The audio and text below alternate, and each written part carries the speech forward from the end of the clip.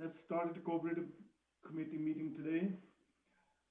And I think we are in there, me and Eunice and Calvin O'Toole and Mayor is all here for the committee member.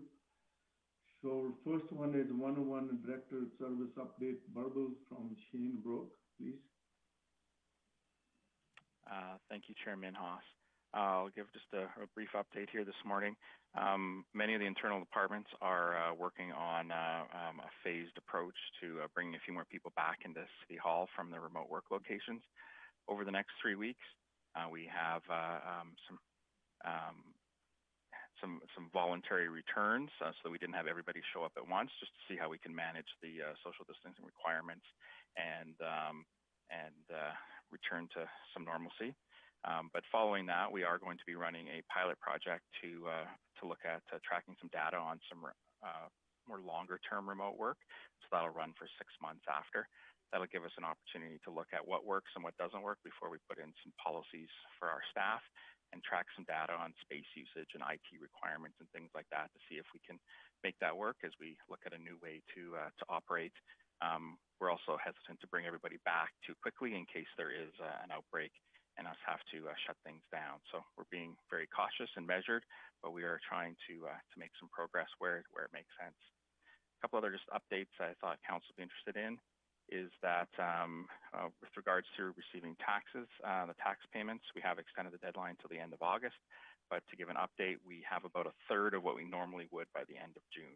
So people are still, even though the deadline isn't for another almost 2 months, people are, when able, they are paying their tax bills, which helps with our cash flow, which leads into the next item, which is we've not yet had to use our line of credit. It's nice to have that safety feature, but we are able to manage the cash flow currently with the number of people that have been paying their tax bills, in this case early this year.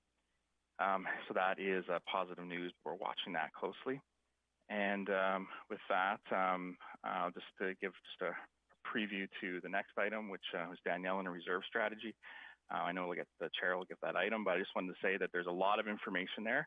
And if I could give one suggestion is I know that some of the questions you'll have at the beginning will be answered near the end. So to maybe let Danielle cover a lot of it as there's a ton of information there, but she'll walk you through all of that. That's my update here for today. Thank you very much, Shane. Is there any question on Shane's update? No, that's good. If not, then we can move to the second one. Then the other one is 102, like Shane mentioned that Daniel is going to verbal update for a reverse strategy. Daniel, are you around? Good morning. Thank you, Chairman. Good morning.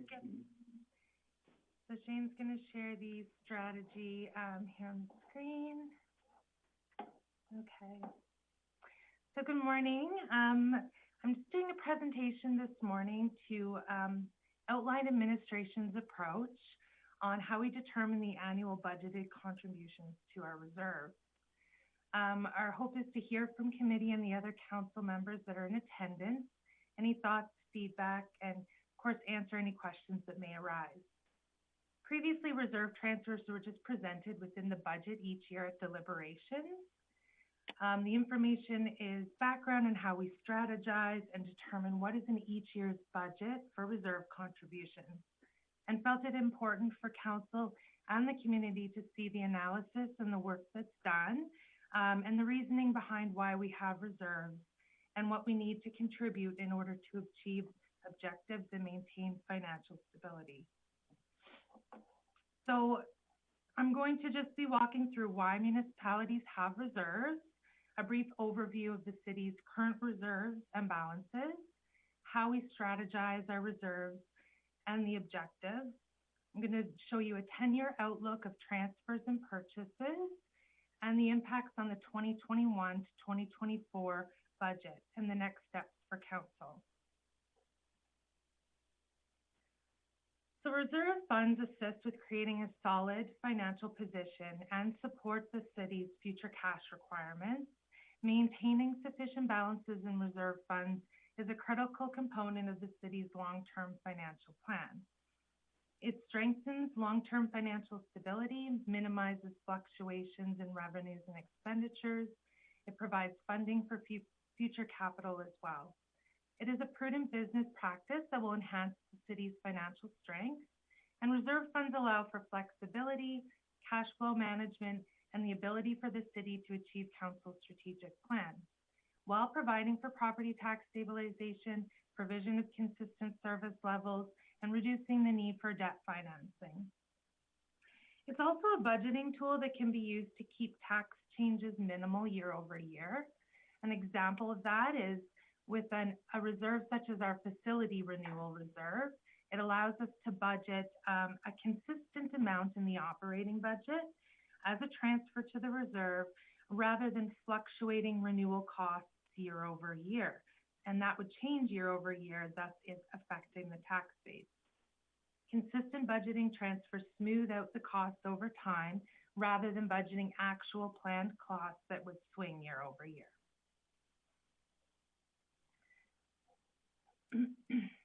So currently the city has 10 approved reserves as outlined in policy 346. As of December 31st, the total of these reserves is 64 million.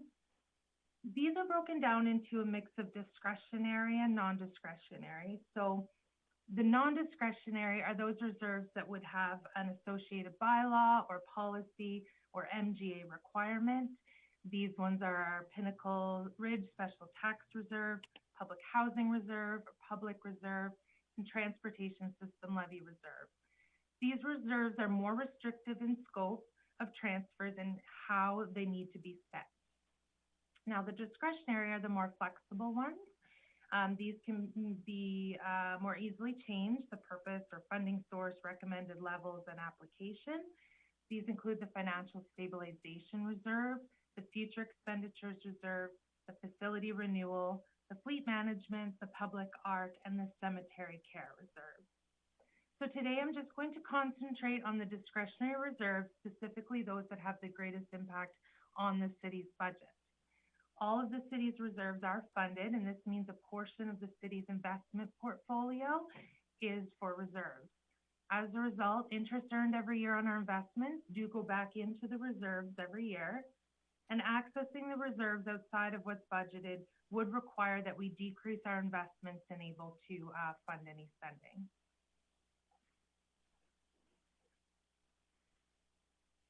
So although the city has 10 reserves, there's 4 key reserves we looked at for the next 10 years to ensure that balance requirements and future spending requirements could be met. We looked at the Fleet Management Reserve, the Facility Renewal Reserve, the Financial Stabilization Reserve, and the Future Expenditures Reserve.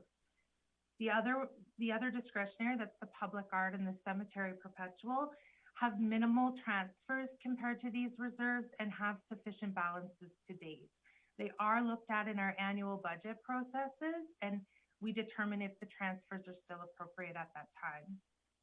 The ultimate goal was to ensure that the city would, within 10 years, fund any required purchases and maintain balances as indicated in the policy, while minimizing the impact to the operating budget.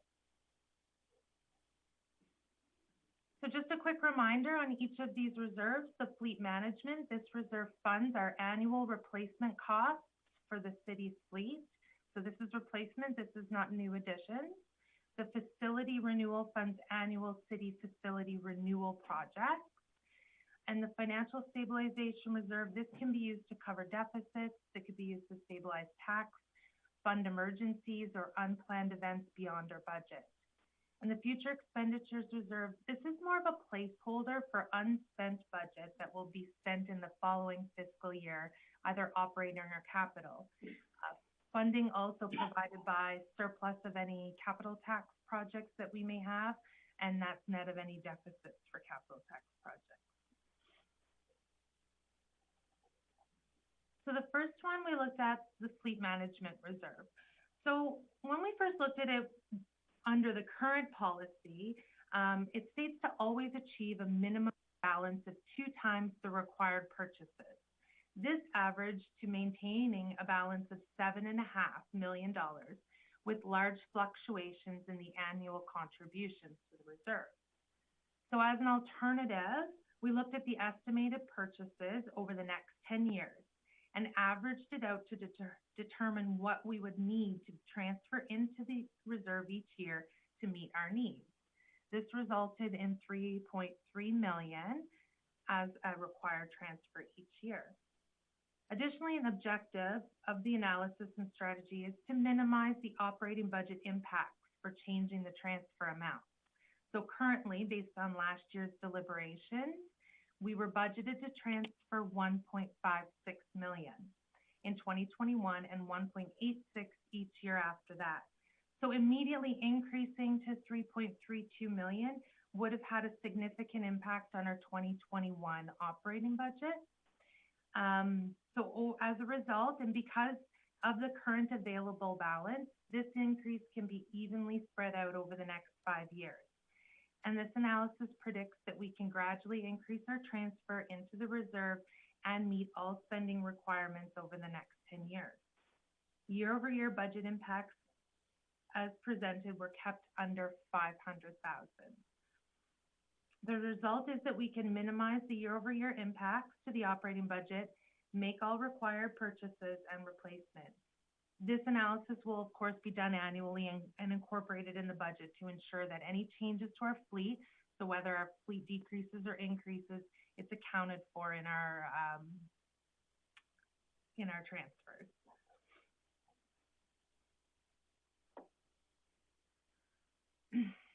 Next, we had to look at the facility renewal reserve. Again, we approached this by following the policy's recommended minimum balance. And again, it resulted in varying contributions year over year and a significant impact to the operating budget. So we took a new approach and we used the Facility Condition Index report. This outlines the estimated required renewal on all city facilities over the next 25 years. The report indicated that $85 million of renewal was required in those next 25 years, and we broke this down to an annual amount. It is recommended that we contribute $3.2 million to this reserve each year, and spending for this was estimated at $3.3 for simplicity.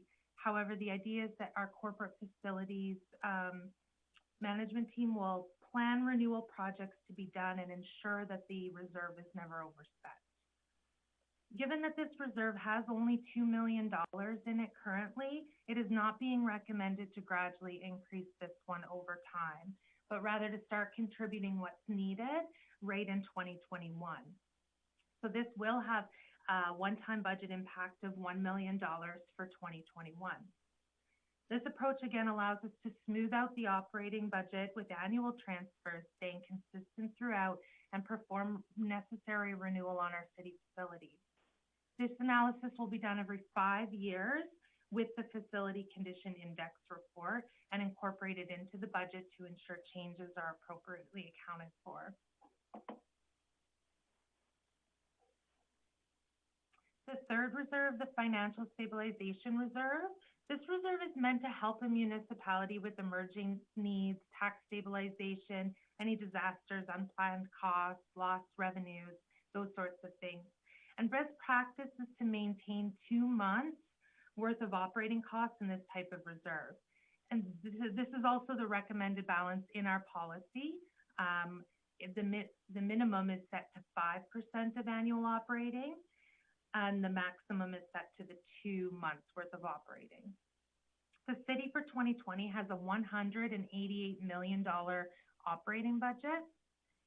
This means that the minimum balance should be $9.4 million, and the maximum or recommended best practice to maintain is $31.3 million.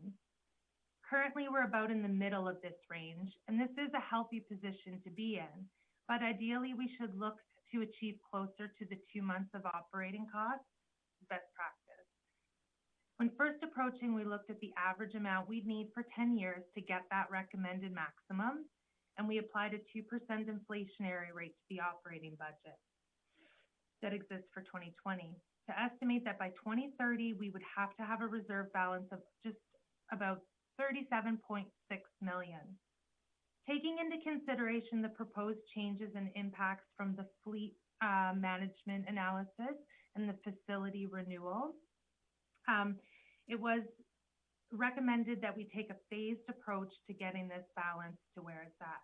again, gradually increasing over time and almost achieving the recommended target by 2030. Again, this reserve will need to be analyzed every year to ensure that budget transfers are always appropriate. So the very last reserve that we looked at was the future expenditures reserve. Currently, we have available 11.1 million as unallocated in this reserve. This means that it's just not assigned to a project as of yet. New information and estimations have now been received that indicate we'll have to pay retro pay for the RCMP unionization. To ensure we have funds to cover this unplanned cost, we're recommending that 3.1 million of the unallocated be restricted for this purpose by Council. The analysis assumes approval of this and is therefore based on 8 million as an unallocated. The future expenditures reserve doesn't have budgeted transfers. It is used, for example, to carry forward operating project funding that may not be completed at year end and will see costs in the next budget year. Additionally, as capital projects are estimated and of course may end up in a surplus or a deficit, these surplus funds go here and are considered for future capital plans. The transfers out are what is currently planned in the 2020-2024 capital plan. We are recommending that we take a more strategic approach to this reserve and that it be used for savings for future plans and initiatives. This is an excellent opportunity for Council to be able to earmark funding for initiatives that they'd like to see happen during their term. By having a set annual contribution to the Financial Stabilization Reserve, as I presented in the last slide, anytime we see an operating surplus, it could potentially go here instead. It could be saved and restricted for a designated use that Council wishes. Administration will begin to recommend operating surpluses be transferred here at year end rather than the Financial Stabilization Reserve, and implement with Council every year how they wish to save or spend funds and for what purposes or initiatives. So next we'll see the budget impacts from the 4 reserves that were presented. So from the 4 reserve strategies, there are of course operating budget impacts. The first row presented is the budget change compared to what was originally planned at deliberations in the fall of 2019. So assuming it is implemented at deliberations, the year-over-year tax impact is presented in the second row.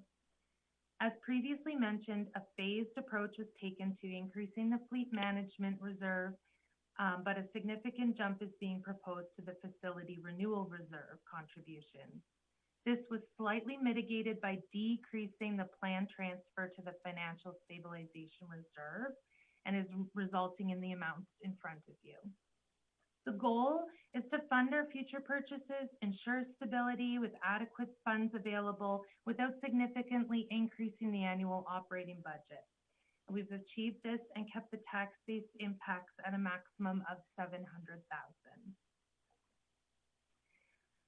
So we have some next steps that will come forward after Council's break, but the current policy does indicate that the Fleet Management Reserve should have an annual operating transfer, which is unspecified, but has a recommended minimum reserve balance of 2 times the annual anticipated equipment and vehicle replacement costs. Well, when we were analyzing the impacts of this, it was determined that having a minimum balance of that size was likely unnecessary, and it also caused significant fluctuations in our operating budget. So we're recommending that we not have a bottom level, but rather that annual transfers be the average of 10 years of the projected purchases from the reserve. This will allow the reserve to be maintained at a reasonable level, only what we need it to be, and reevaluated as the fleet grows and changes, while covering our purchases and achieving our budget targets. And the current policy for the facility renewal reserve is much the same, with a concentration on a minimum balance rather than annual contributions. So again, we'll be recommending that the reserve transfers be based on the average annual requirements and based on that facility condition index report. And this will be done every 5 years with that report. A report will be brought forward to committee to recommend council approve these changes to policy 346 at a future meeting. And as previously mentioned, we have 11.1 of funding not designated for use in the future expenditure reserve. So we have a potential obligation to pay for the unionization of our CMP to cover retroactive salary increases. And we're estimating this at 3.1 million.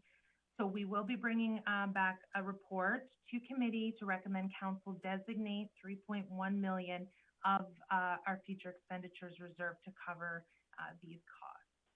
The revised annual contributions as presented will be incorporated in our 2021-2024 budget and presented to council in November of 2020. Approval of budget will ultimately approve the contributions and strategy for this reserve. Changes as requested by council can be made during that time and will be incorporated into the budget.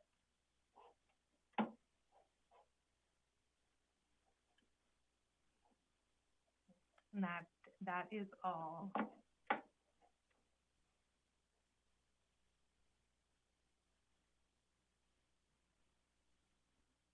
I think you're muted, Chairman Az. We can't hear you. Thank you very much, Daniel, to updating the whole thing. So anybody have a question? Eunice, go ahead. Thank you, Chairman Hess. Thank you, Danielle. That was a great presentation and very clear. I just have one quick clarifying question. Is the 5-year review of the facility reserve done against the existing facility index report, or how frequently would we repeat a facility index report? Thank you. My understanding from our corporate facility management team is that this is a practice that they would like to have done every 5 years. I can't really speak to how they do it, but I do know that it is a planned report to have done every 5 years. Thank you. That was all, Chairman Hess. Thank you. Mayor Bell-Gibbons, your turn. Thanks very much, Chairman Huss. So Danielle, when we deal with reserves and city budgets in the millions of dollars, the numbers are very big, and they're sort of out of context for a lot of us in our day-to-day lives. Can you? So I think I know some answers, but you probably have better ones. Do you have any sense of like what the city of Grande Prairie has for reserves per resident, per citizen, and how that stacks up to other municipalities? And the reason that I ask is because by my math, we have about, and this is total reserves, we have about $890 per person in reserves. And I think for, our closest neighbor, the county, it's about, it is about $5,400 per person in reserves. And for Alberta, for the province, with the Alberta Heritage Trust Fund, it looks like about $4,000 per person per Albertan in reserves. So just I'm trying to get a sense of if that is that's about a reasonable estimation, and if that's typical that urban municipalities like Grande Prairie in the ballpark. Because if you're just looking at the city and the county, it looks like we're way under in reserves. Or if you're looking at the city and the province of Alberta, it looks like we're way under in reserves. Daniel? Thank you, Chairman. No, those sound like reasonable amounts. I don't obviously have in front of me what we have in comparison to lots of our other mid-sized municipalities. It is something that we could probably demonstrate with our changes, our report that comes forward next month for those proposed changes, and just to paint a little bit of a picture of where we do compare. But I definitely think that we are below, especially in our stabilization reserve, on what we should be to protect our taxpayers from some of those unforeseen circumstances so Danielle, thanks for the offer. When it does come back, that would be really helpful if we could see what our reserves per person are in comparison to, I guess, both to our close neighbors and then also to similar cities. That'd be really helpful. Absolutely. Thank you, Mayor McGibbon. Any other, Dylan?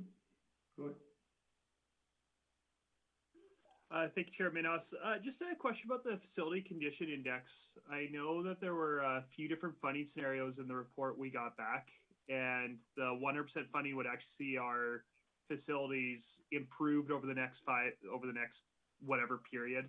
And then there was also some different funding scenarios where 75% funding scenario would just hold them at the same condition they are. I'm assuming that the $3.3 million contribution is that 100% funding scenario. Is that a right assumption? Correct, that is the 100% funding solution. Great, thank you. Thank you. Is that Kevin O'Toole? Yes, thank you very much, Chairman Haas. Danielle, this is a great report. It's a little overwhelming for me, and I don't know what questions to ask right now. But and in the next couple of weeks or months, I may come up to your office and ask you for some clarification. But I do appreciate what Mayor Given had said here. I'd like to know how we sit in the province alongst Midwest. I know we've been said our reserves have been low, and I just don't know how low they have been.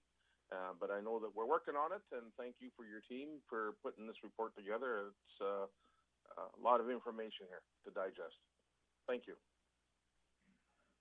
Thank you, Kevin O'Toole. Any other? I can't see all. Wade or any Jackie? Any question? Yeah. If I can, Chairman Huss. Just kind of on line with the conversations going with what's the right amount of reserves. Can I get an idea, other than council using reserves for stabilization on taxes, what have we dipped into reserves much in the last 10 years outside of for tax purposes on that? If we had a major event, and we're going through a pandemic now, it is a slippery slope trying to find the right amount.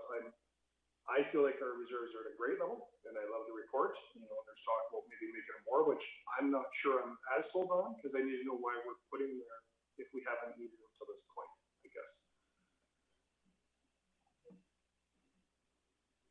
Okay, I think I caught most of it, but there's the fleet management, the facility renewal, those ones are continuously used. So that's exactly how we are able to balance our operating, fund our purchases, and meet the needs of those of the fleet department and of course all city facilities.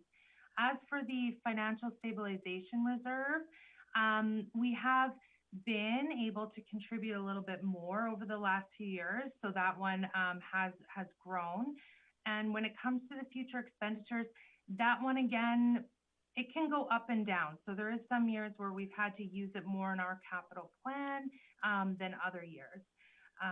So I think that answered what you were looking for, sorry. I guess for clarification, I'm just wondering, outside of council using financial stabilization for tax reasons, have we had to dip into our financial reserves in the last 10 to 15 years for a substantial event?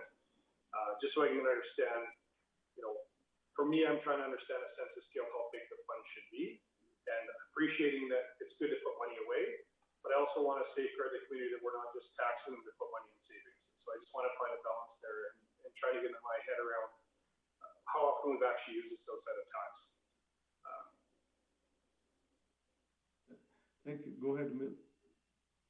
Well, administration may have additional answers, but I can think of at least one instance. Financial stabilization reserve is 100%, Councillor Plott, about taxes, because if we don't have it, then there are situations where we may have to just increase the tax rate to an unreasonable level. So it's a good way to think of it is a reserve to enable us to smooth tax increases in situations where we may have shocks. There may be other examples that administration could come up with, but the first that comes to mind is when Aquaterra stopped using city IT. A few years ago, they used to be more integrated into the city organization. They used a lot of our corporate services like IT, HR, and others, and they actually had space in City Hall. When the board made the decision to move, I think it was about a $2 million hit to the city's revenue because they were paying us for the use of those services.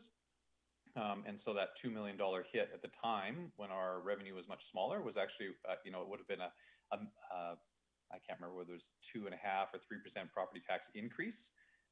Taxpayers didn't see that because we're able to use the financial stabilization reserve. So, and to smooth that out over time as we lost that revenue. There may be other examples, but that's the one that sticks out in my mind in the last probably 10 years, I guess that would have been. But I can't think of any others. Thank you. Anybody else had any other question? I don't see very many. If it's not a good question, Daniel, for your financial, like you mentioned that 2 months of the city costing like 188 budget now, but then 10-year term you end up to be 31 million or 2 months. So do we predict how much revenue we're going to increase, or how, like we've been doing last 10 years? This is very nice of you to put this 10-year plan, and I love this report. And like Kevin said earlier, it's hard, it'll take to digest for a few days and figure it out. But this is a 2 months or 5% maximum, and minimum and maximum is 9%. You said something. How this works, like I just wonder every year what increases. Okay, so yeah, you're correct. Minimum is the 5% of our operating costs. So for 2020, the city operates on a $188 million budget. So for a maximum, we would look at 2 months of those operating costs. When doing the 10-year, we looked at, obviously, just trying to ballpark inflation for 10 years. We did use 2% and came up with what we think in 2030 operating costs might look like. And then the required amount at that time would be 37 million. So not quite there, but quite close to that best practice 2 months worth of savings. Okay, thank you. Wade, go ahead. Thanks, Chair. Just to clarify on that, so is this reserved for operations or operations and capital? Sorry, we're on the financial stabilization? Yeah. Typically, it's just for operations, but it can be used for anything. But like we spoke about before, the greatest use of it is tax stabilization and typically for operating. So any other question for Daniel? I don't see, because I can't see a couple of counselor. Oh, there you go. So if no other question, do we need this motion on this one to receive the information? Or?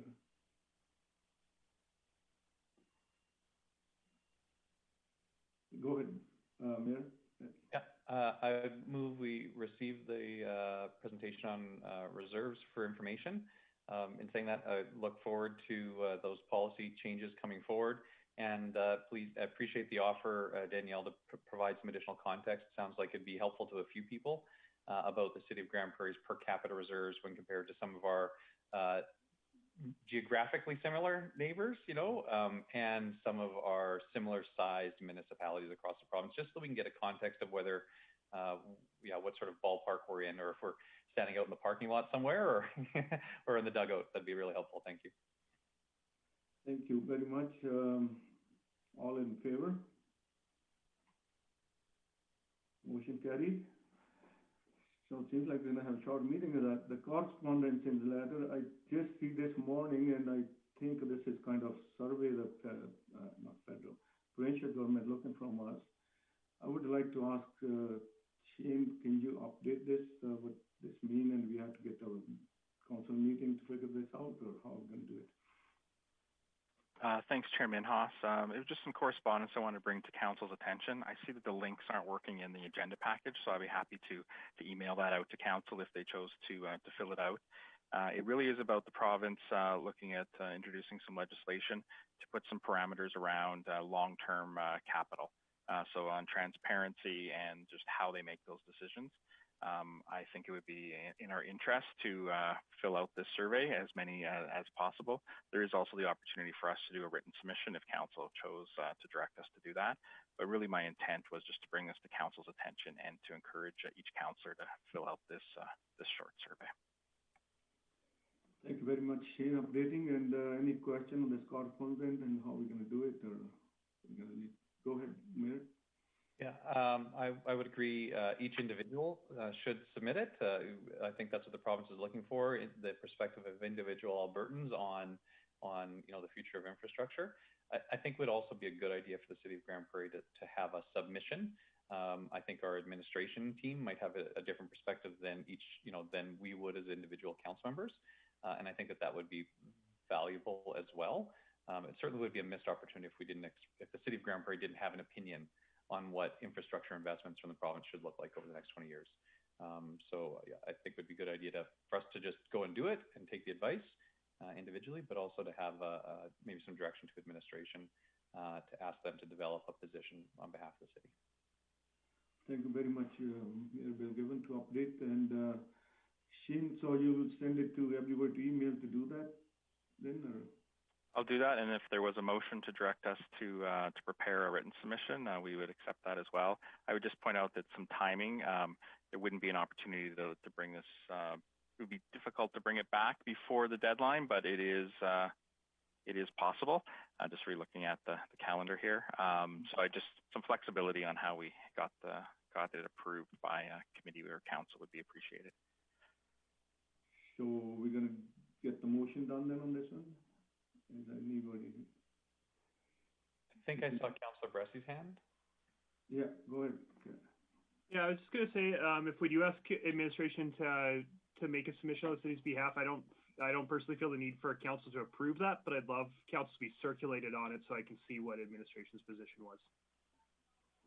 Thank you. Is that possible, Shane? Yes, Chairman Haas. Okay, thank you. Okay, Bill, go ahead. Well, I'm already on the score sheet, so if there's another member of the committee that wanted to get on the tally, I'd be happy to defer to them. Okay, Calvin, go ahead. So, Mayor Given made a motion or suggested that we have administration fill out one. So I'd make a motion that administration fill out one of the surveys and submit it on behalf of the city of Grande Prairie.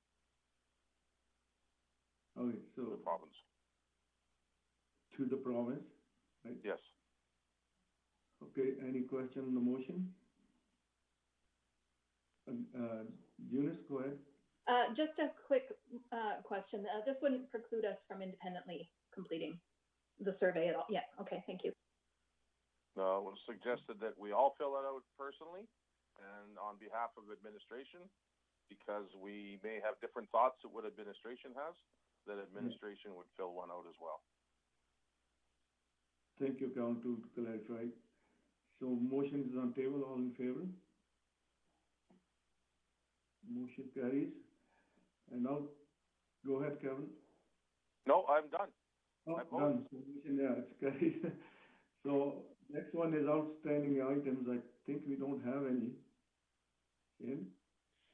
That's correct. By the time we meet next, we will have already accomplished the motion to just pass. So I don't think it needs to be added.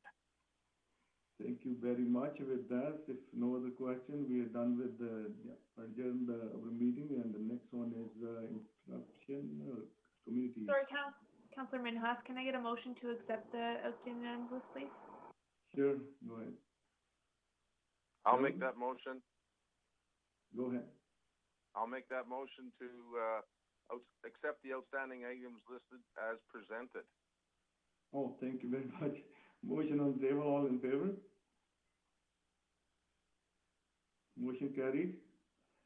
So we adjourn the meeting, and the next one is community meeting. I think Eunice, you?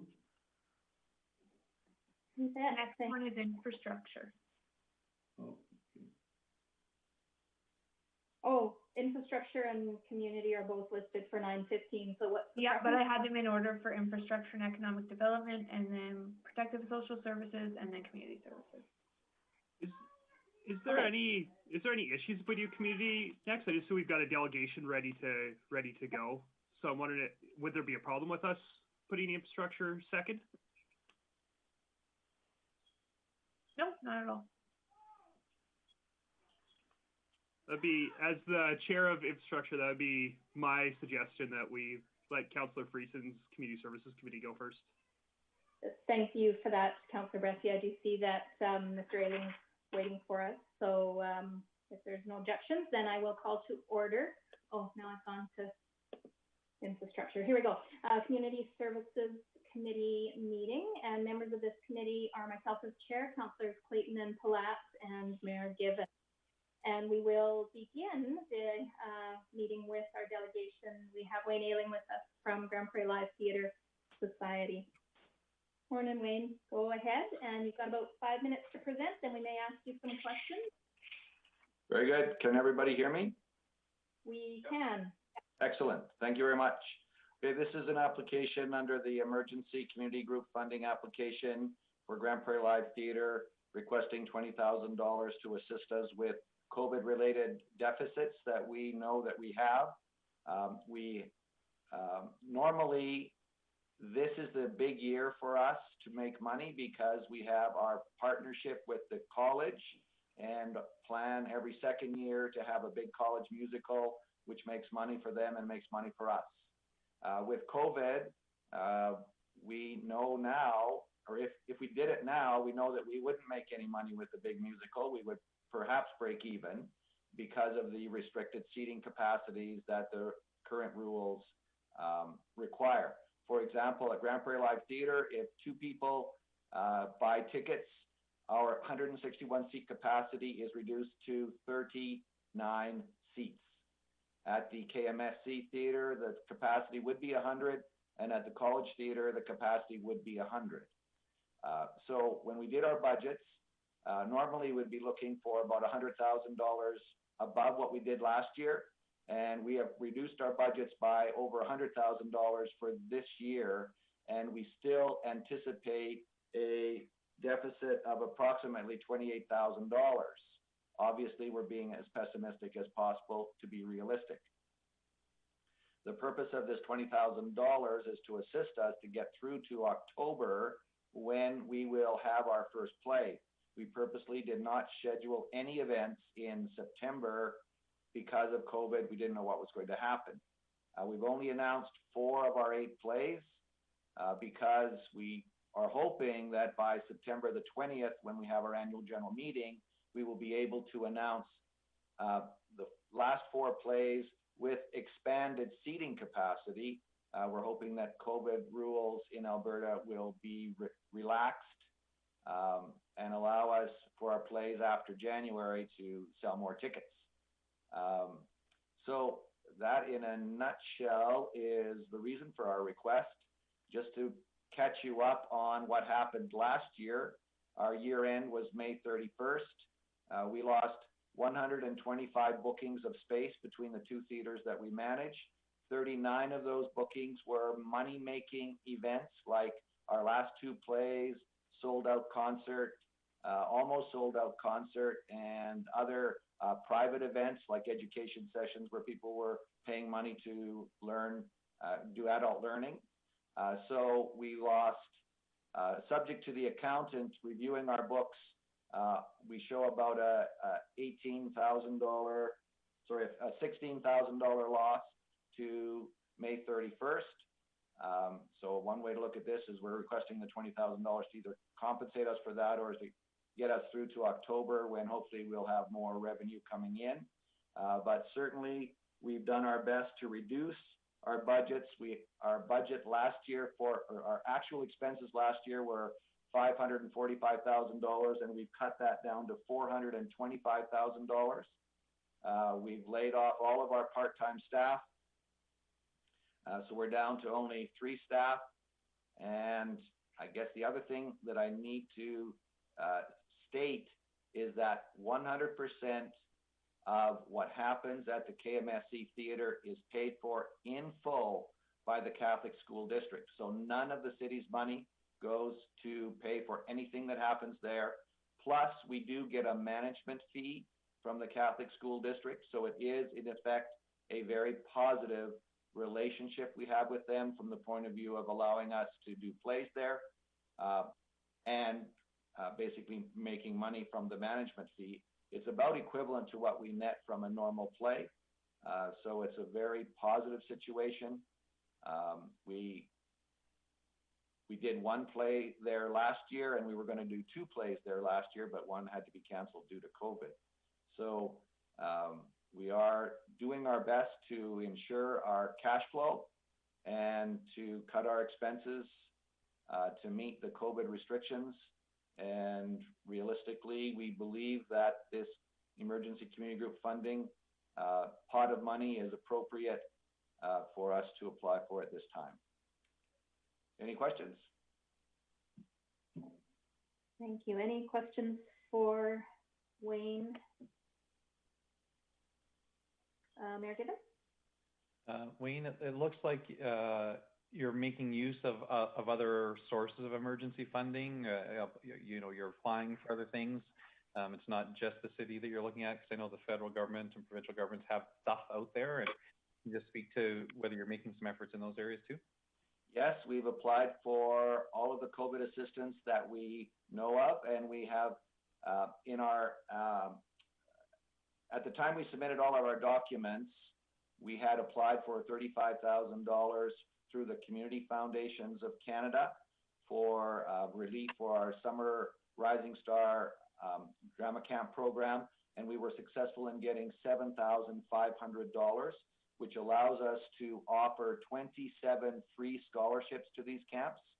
So a very good deal for the parents to get kids into these camps, and with the and parents are taking advantage of it.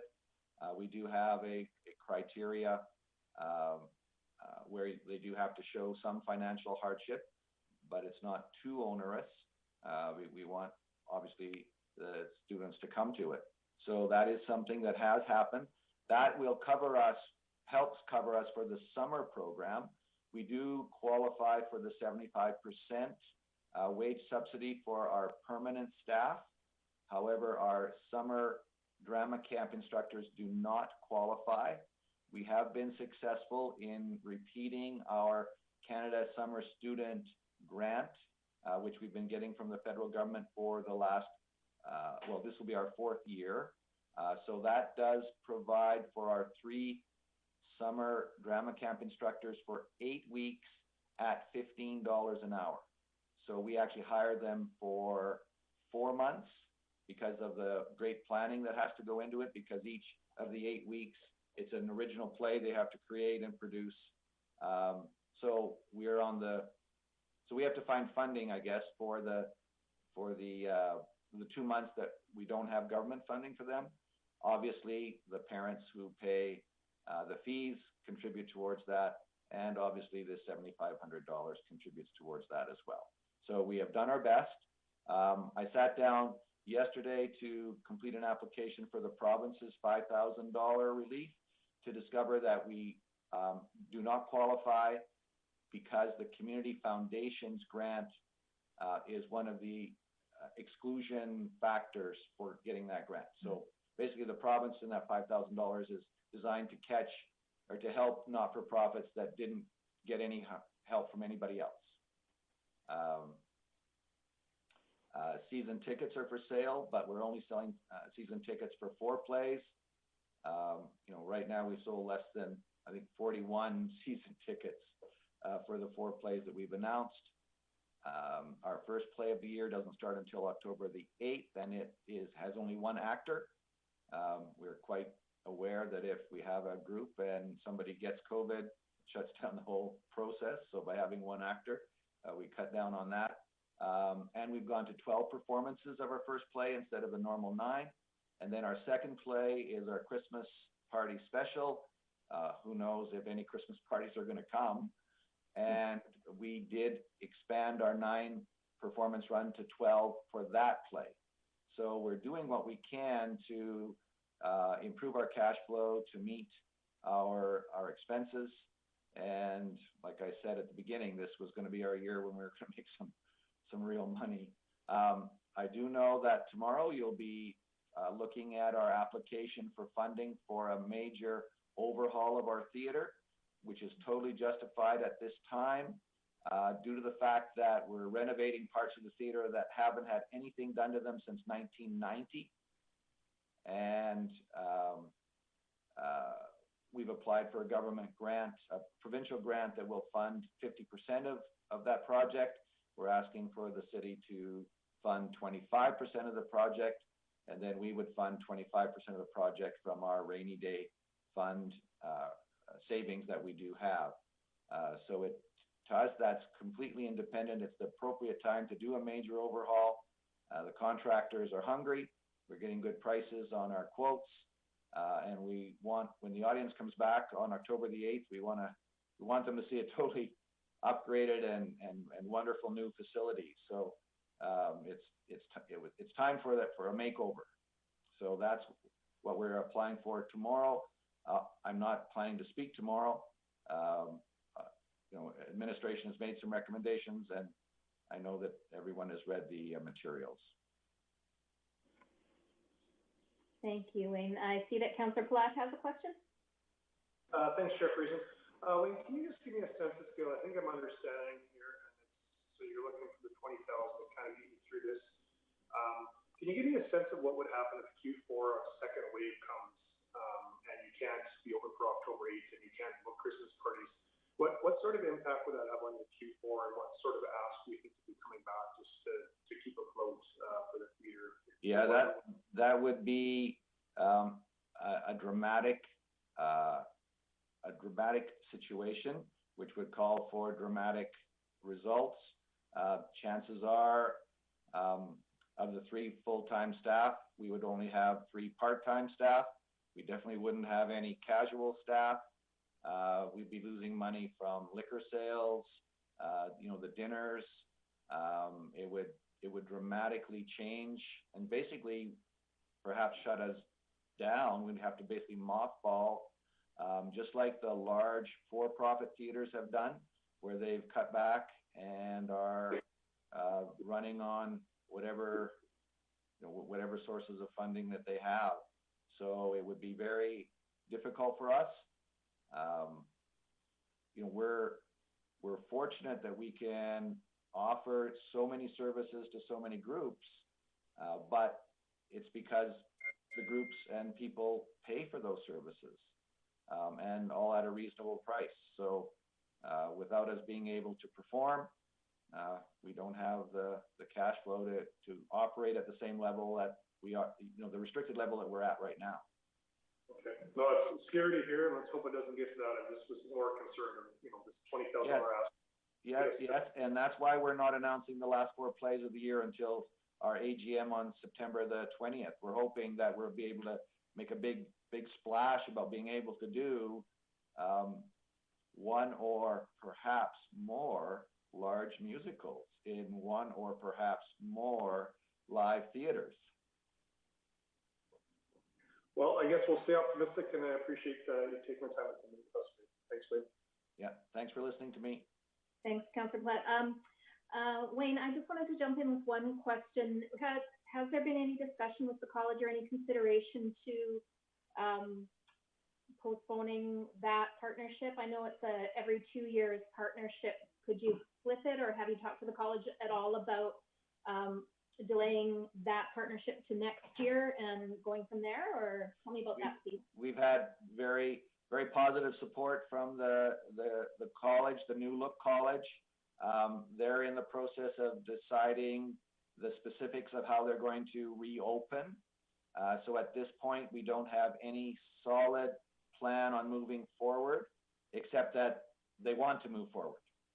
But they have to look at how the COVID rules affect them.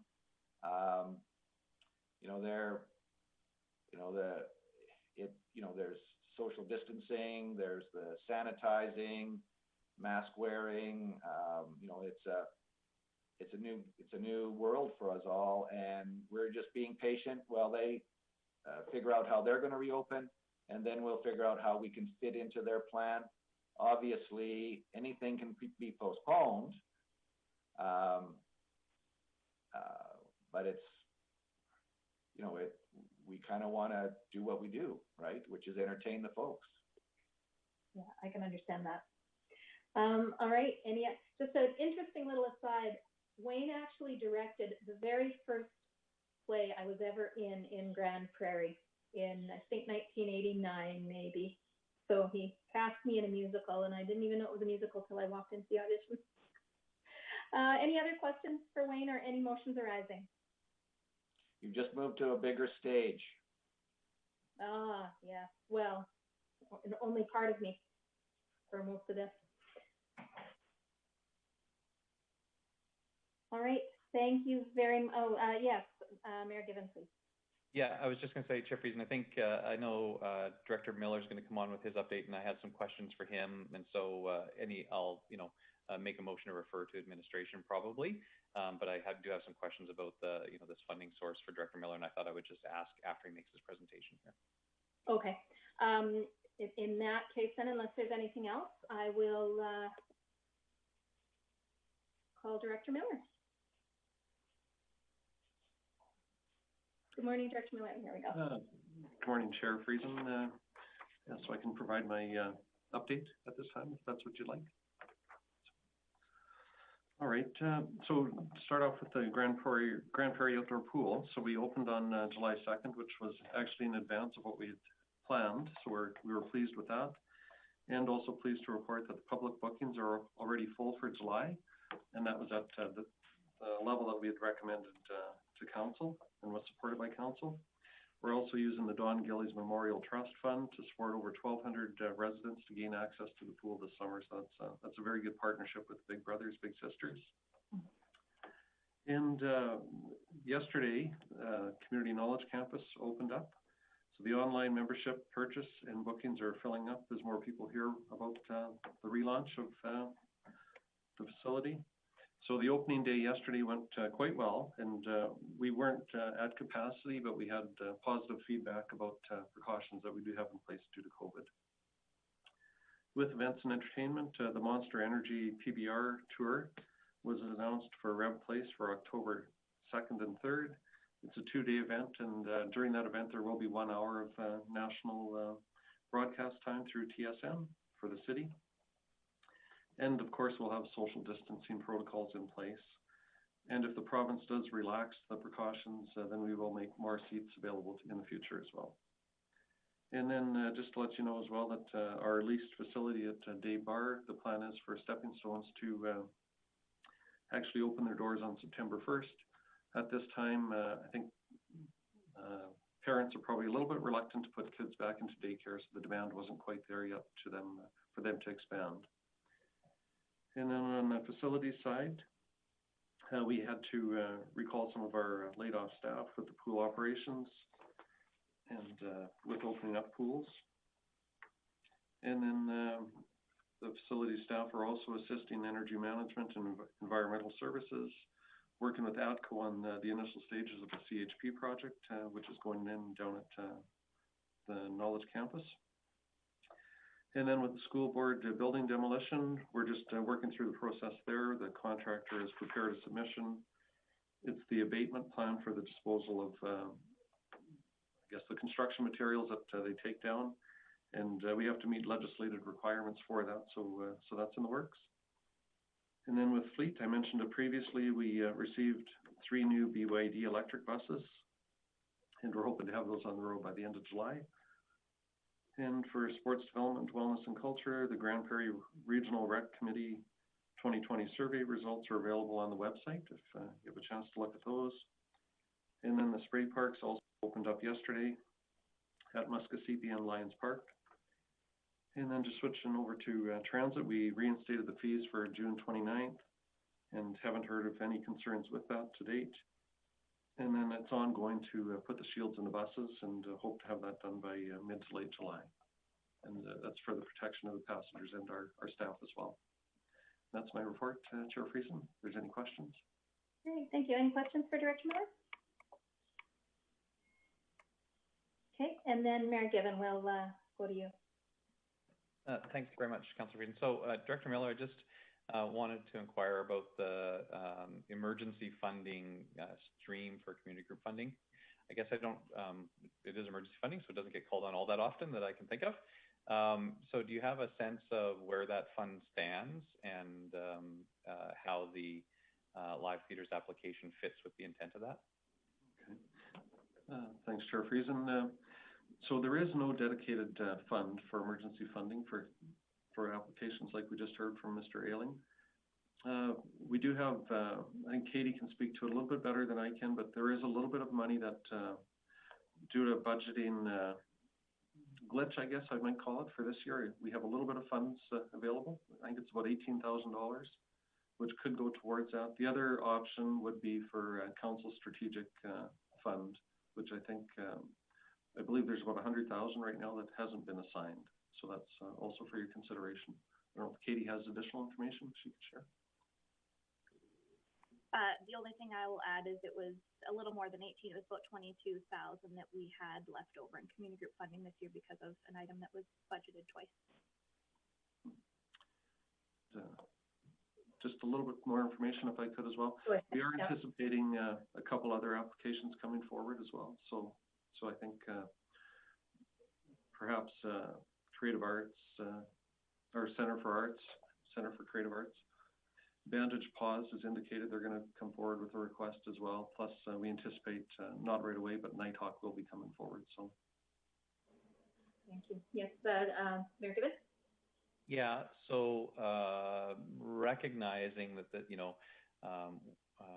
recognizing that there's potential that other groups will have similar positions, I think it would probably be smart of us to ask administration to give us some recommendations on what we might do in terms of funding COVID-related community group requests.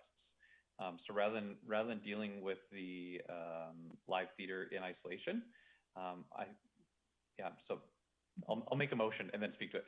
So I move that we direct administration bring back a report providing options for council to establish a response to community group funding requests specifically related to COVID-19 impacts. Period.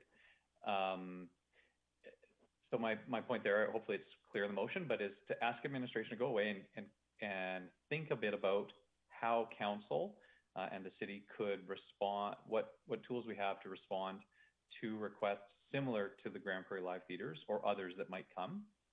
I'd like us to have a regularized process for this rather than a bunch of one-off requests. I appreciate administration being proactive and saying, hey, there is some flexibility within this year's budget for this one request. I think it's unlikely that this will be the only request that we receive, and so I don't want to deal with it just and use up this additional budget flexibility that we might have without thinking about how we would deal with other requests should they come. So I'm interested in being able to support the live theater. I think their request is valid, but I think it's a good way to trigger this conversation that we need to have. Thank you. Any comments or discussion on the motion? Councillor Clayton? Thanks, Chair Friesen. First, I have a question for Director Miller and then a comment on the motion. Can you recite the organizations that you expect coming forward again? I got Nighthawk, Bandage Pause. Can you tell me the other ones that you just listed there again? The other one was, thanks, Chair Friesen, Center for Creative Arts. We're also anticipating one from there. Okay, thank you.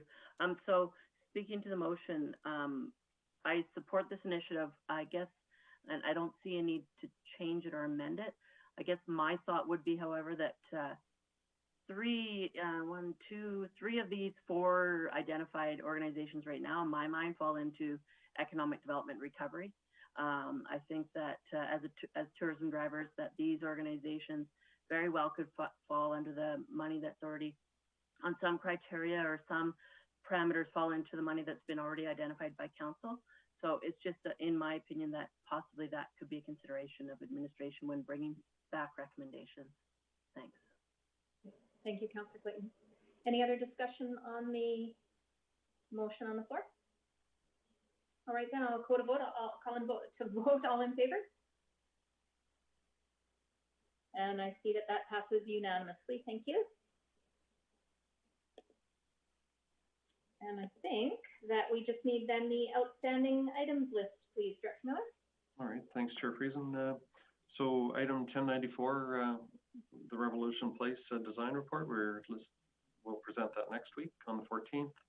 The archives report is on track for September 1st, and community group funding, of course, we have 2 hours slated for tomorrow. The policy portion, we actually moved that to September 15th. So we thought based on the discussion tomorrow, then we'll work on the policy. And then Arctic Winter Games, item 1095, we're still trying to reach out to committee members from years ago, and then hoping to give a verbal update tomorrow as part of the community group funding presentation. So if anybody can recall any names from years ago, please send them to myself. That'd be much appreciated. We tried to reach out to Doris and haven't heard back so far, so perhaps she's on holidays. So. All right. That's it. Thank you. Thank you. All right. Motion for the outstanding items list. Unless there's any discussion. Councillor Platt? Thanks, Chair Friesen. I would just make a motion that we would accept the outstanding items list as presented. All right. And all in favor? And that passes. Thank you very much. And that closes the community services meeting. So on to Councillor Bressie, I guess. And note that I'm going to be exiting now, so I won't be observing the next 2 meetings today. Have a great day, everyone. Thanks. Great. Thanks, Councillor Friesen. And then starting the Infrastructure and Economic Development Committee meeting for today. For those watching at home, while every member of council is welcome to observe, the members of this committee who can make motions and vote are Councillor Clayton, Mayor Given, Councillor Thiessen, and myself. So starting up, we've got our Director Service Area update, and that is Director Glavin. Thank you, Chair Bressie. So we'll start off with energy and environment. We've forged a bit of a partnership with the Friendship Center. We have a garden that we've been maintaining at the Coke Center, where we are growing a decent amount of produce. I think we're expecting around a half a ton of food by the end of the year to come out of it. And we've recently harvested relatively small amount of radishes, around 10 pounds, but the big weight is in the potatoes. That'll come later on this year. But we have made our first delivery of radishes. As well, the CHP project, we have awarded the contract to Flex Energy to install the turbine units that will be going at Eastlink Center for the CKC campus. So the next step is to complete the full civil engineering design, which is all coordinated by ATCO. And we're expecting at the latest for them to be operational by the end of April of 2021. Moving into engineering, we're kind of going into peak season here. We have a few tenders and RFPs that have been posted. The playground replacement program, the 2 major sites this year in Crystal Lake Estates and Crystal Heights. We've done our traffic noise sound monitoring program, outfall repairs in both Ivy Lake and Mission Heights, catch basin manhole repairs in O'Brien Lake, and our full depth reclamation program for roads in a few areas, I believe Crystal Heights, Vision West, and Richmond Industrial, if I remember right, as some additional road work that's going on there. We've also recently awarded our sidewalk program and our first phase of overlays for the year. And I know there's a lot of different phases and different names, overlays versus reconstruction versus full depth reclamation. They're all roads, they're all different types of processes. So I think we're up to phase 4 in our rehab program, which again covers a number of different phases. So phase 1 is not the first time we're doing road work this year, just a different type of program. Into road work already underway. If you've driven 84th Avenue over by the bridge, we've completed some of the work there that was due to some water issues we were having with a high water table that was badly damaging that road, which we've installed drains to mitigate that issue and repave those sections. On 116th Avenue, east of the CN rail tracks, we're currently working, as well as currently doing some projects in Country Club West, where we saw some of the roads deteriorate significantly in the spring, as well as 72nd Avenue in Patterson, in South Patterson, a pathway rehab in Crystal Lake. And you've probably noticed on 100th Avenue, the old Highway 43, west of the Staples intersection, we've begun some of the work there. As well, we are also going to begin doing some of the engagement for the transportation offsite levies. So there's a public engagement website that will allow the public, but we will have significantly more robust engagement with UDI, who's a significant stakeholder in anything we do on the offsite levies front. One of the things that we put in a news release out last week was the Muskogee pathway closure south of 71st Avenue, north of 68th. We don't foresee this reopening in the near term here. We've engaged a geotechnical engineer to do some assessment in that area. It's not the first time that we've had to close a pathway or relocate something in Muskogee due to a slope failure. It's just one of the more recent ones that we've had. So as we do this, right now we're considering developing a trail in the public utility lot just to the west of Mission Estates, and just to the east of the Mission Estates Plaza where you have Starbucks. So there's a PUL in there that we can connect to 68th Avenue. It doesn't provide a contiguous path where you don't have to cross traffic, but it's preferable than to put a bunch of people onto the sidewalk and having to cross multiple lanes for traffic. So it's something we're considering doing this year as a mitigating measure, and it would complete that section of the trail network. As if you go through Minhas Park there, you can see that you dead end onto, I think it's 69th or 70th Avenue there, and you have to go right or left onto sidewalk. So it's not a, it's not a weird thing for us to do in that area, and it would be useful to the trail users. Moving on to transportation, continuing to do or pothole patching, as well as paver patching, where we use our paver to do a complete lane of a relatively thin piece of asphalt in order to increase the ride quality. On signs, we're 85% through our crosswalk painting and any of our, our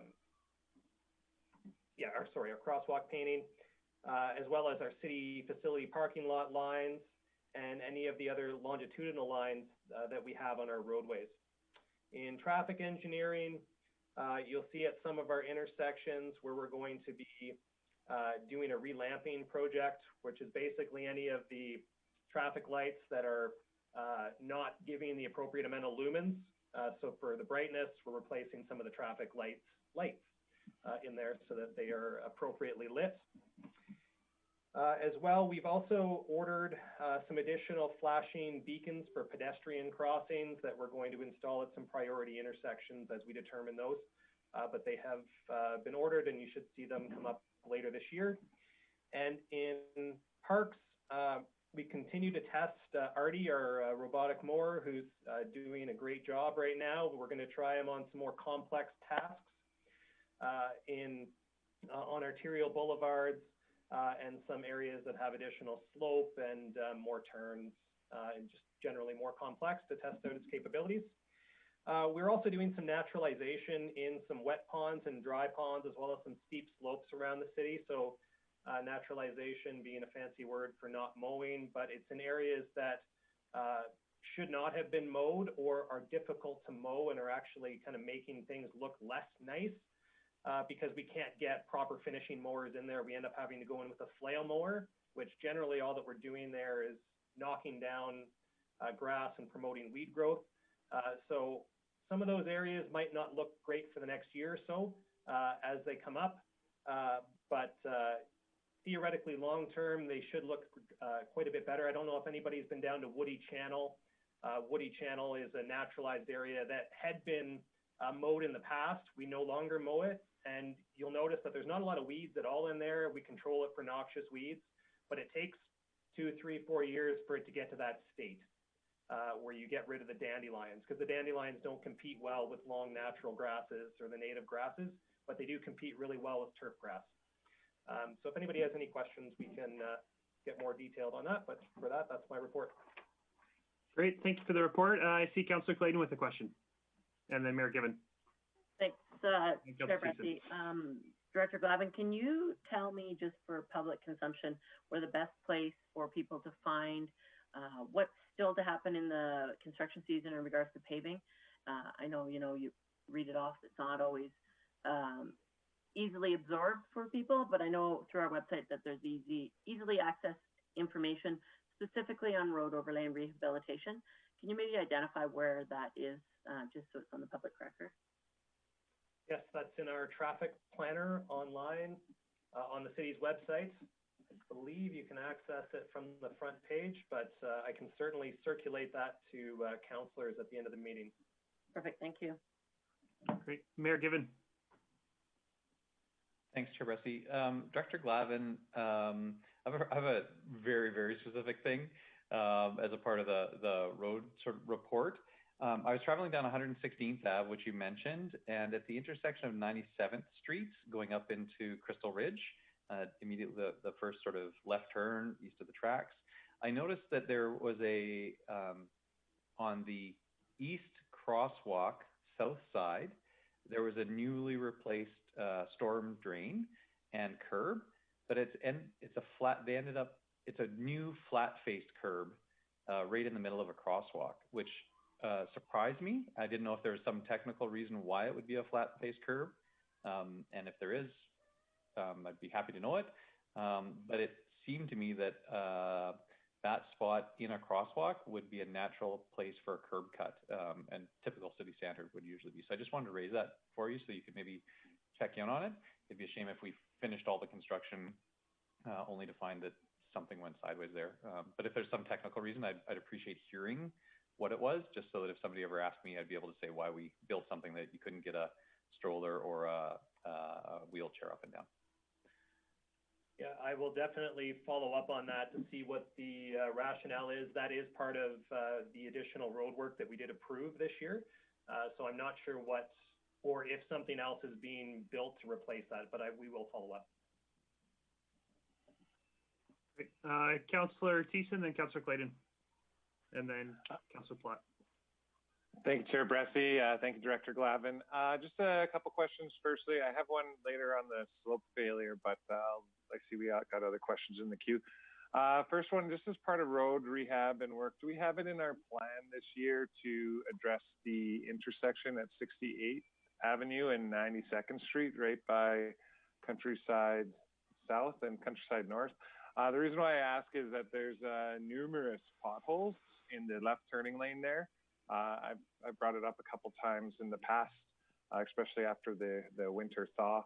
But it's not getting better, and because we have a whole bunch of gravel trucks that are constantly running up there, snow dump trucks, like city service vehicles, heavy trucks, I think if we put it off a little longer, it may become a hazard to drivers. Is there any plans to address that at all this season? Thanks, Chair Bressie. Yeah, I'm 95% sure that was included in the same project that is doing the Crystal Ridge Road. That $3.6 million that council approved, I believe, also included that section of road that's going up to, I think, the going north from 68th Avenue, that first entrance into Countryside North, and then south down into Countryside South to, I think it was 67th Avenue or so, and then east and west from the intersection on 68th, if I remember right, is included in this year's work. Awesome, that's good to know. Thanks for that. My other question is really on our crack fill program. So when we tar up the cracks on the roads and stuff like that, I was speaking with one of my American friends who works in transportation down in Oregon. And he was talking about filling cracks at this time of year. Now, my assumption, or at least my best guesstimate, is normally I see the crack filling happening in the fall. Now they have it differently down in Oregon. They said we fill it in the springtime because in the fall we start getting frost, and then that actually traps moisture in there. So I was just wondering about our procedures with crack fill and the time of year that we do it. Sure, yeah. No, we are actively out with our Durapatching crew right now. I saw them this morning on 102nd Street, just south of 99th Avenue. So we are actively out doing that. We've been out for the last few weeks doing all of our Durapatching, which is our crack sealing. So no, we are definitely taking advantage of the spring, summer season in order to do that. Perfect. All right, and I'll let everyone ask questions then. We'll see if we can get the slope. Sure, so I've got Councillor Clayton, then Palat, then O'Toole. Thanks, Chair Bressie. Director Glavin, I know you and I briefly spoke about this before, and I apologize, I don't recall what you told me, but I wanted to talk about speed limits in construction zones. And so remind me, does that fall within your parameters or within protective services? So as far as the speed control, and Chris may supplement my answer here as director, but any of the setup, takedown, administration of the speed zone is done by the contractor. So they set up where they begin and end during throughout the scope and the area of any of the construction work that's happening. So it's their responsibility in order to put it up and take it down. And Director Manuel may be able to expand a little bit from that. Yeah, and I guess specifically what I'm getting at is along 84th near the cemetery, there's a decent, heading westbound, there's a decent amount of construction there. The speed limit appears to be to slow to 30, which from my understanding was when there's, an unsafe situation or people in place. However, the slow to 30 seems to be 24 hours a day. And so, and I've noticed in other construction zones in our community that contractors are not covering the signs if there's not people working. They're not taking signs down necessarily when they're done. And so at some point, if the responsibility is on the contractor, I think that it would be very important for the city to have communication with those contractors to remind them of what the expectations are, because construction season, as we all know, is short here, and it can be very wearing on people, and it can be very stressful. So as much as possible, if we can get back to ease of mobility as soon as possible, while still maintaining a level of safety for the people that are working in the construction zones, would be truly appreciated. Yeah, Director Manuel, if you have something, please. Yeah, I'll just add, it does circulate to our engineering department as to what some of the requirements of those speed limits are. So I think we'll have to come back with maybe a little bit more information explaining. I do know that where there's open excavation stuff, for instance, even if workers aren't present, they're not going to resume the speed until the work's complete. But I appreciate what you're saying. I think we've all been on the highway where we've seen long stretches of what appears to be work completed with very low speed limits. So I think we can probably dig into, and Brian and I can figure out some more specifics and share it. But I do know there's a fair bit of rationale that goes into why they do it. But contractors do have some responsibility, like Brian said. Great, thanks, I appreciate it. Great. Councillor Plott. Thanks, Chair Bressie. I had one question. I just want to follow up with Councillor Thiesen's comments about 68, and just to clarify with Director Glavin. The 72nd Ave coming out of Countryside North, that area would be getting upgraded this year as well, or would we be having a proper turning lane heading north on the 68th Ave, from 68th Ave on 92nd Street? Just to clarify, you were asking if we were going to be adding a turning lane there? Just widening and turning lane. I know we've had complaints for the last few years about that intersection specifically, or I have it at least. And driving it, people are basically driving over the grass to turn there. I'm just wondering, as we're moving north down 68th Ave, if 72nd Ave is going to be widened out back to there, and there'll be proper turning lanes or anything put in there. It gets pretty congested when school season's in, and even our public transportation, our buses are basically just driving onto the grass, it looks like at some point. So I'm just wondering if that's going to be part of that scope of work this summer. Yeah, thanks, Chair Bressie. I'll have to look into that specifically. I'm not aware of the specifics, if there's any road widening in that area happening, I'll have to get back to you on that. Okay, I appreciate that. Thank you. And my other question is just, it's great to see user groups starting up again, but I've had several calls yesterday and today, specifically around soccer, and just wondering about the Rotary Fields grassland. And I guess the comment back was that it's hard to change the deck heights on the mowers, but I'm just wondering, beautiful grass, beautiful facility. The grass is, I actually went and walked it there this morning just to see. It's quite long, and I'm just wondering if there's any way in that area specifically we could drop that deck height on our mowers. When you got little kids trying to kick a ball through 8 or 9 inches of grass, it's pretty long right now. Just wondering, appreciate that we're changing how we're doing other things, but wondering if there's a thought of robotics or something else we could do specifically on the Rotary Fields for soccer to get that grass to a maintainable height for users. Thanks, Chair Bessie. That's definitely a conversation I'll have with our Parks Department to see what our frequency of mowing is on Rotary. I know typically our sports field have a higher level of mowing where we're there with increased frequency as opposed to, you know, a general park or a P well. So I'll follow up with them. I appreciate it. I think the frequency is fine, Director Glavin. I think what I'm hearing is the deck height isn't being lowered on that mower, so we're mowing that grass the same other thing as P wells everywhere else. So that was just the comments I've heard from a few members from Grande Prairie Soccer. Thank you for that. Great. Councillor O'Toole. Yeah, I just wanted to compliment the city crews that are doing the paving. I see them, they're doing bigger projects this year than I've seen in the past.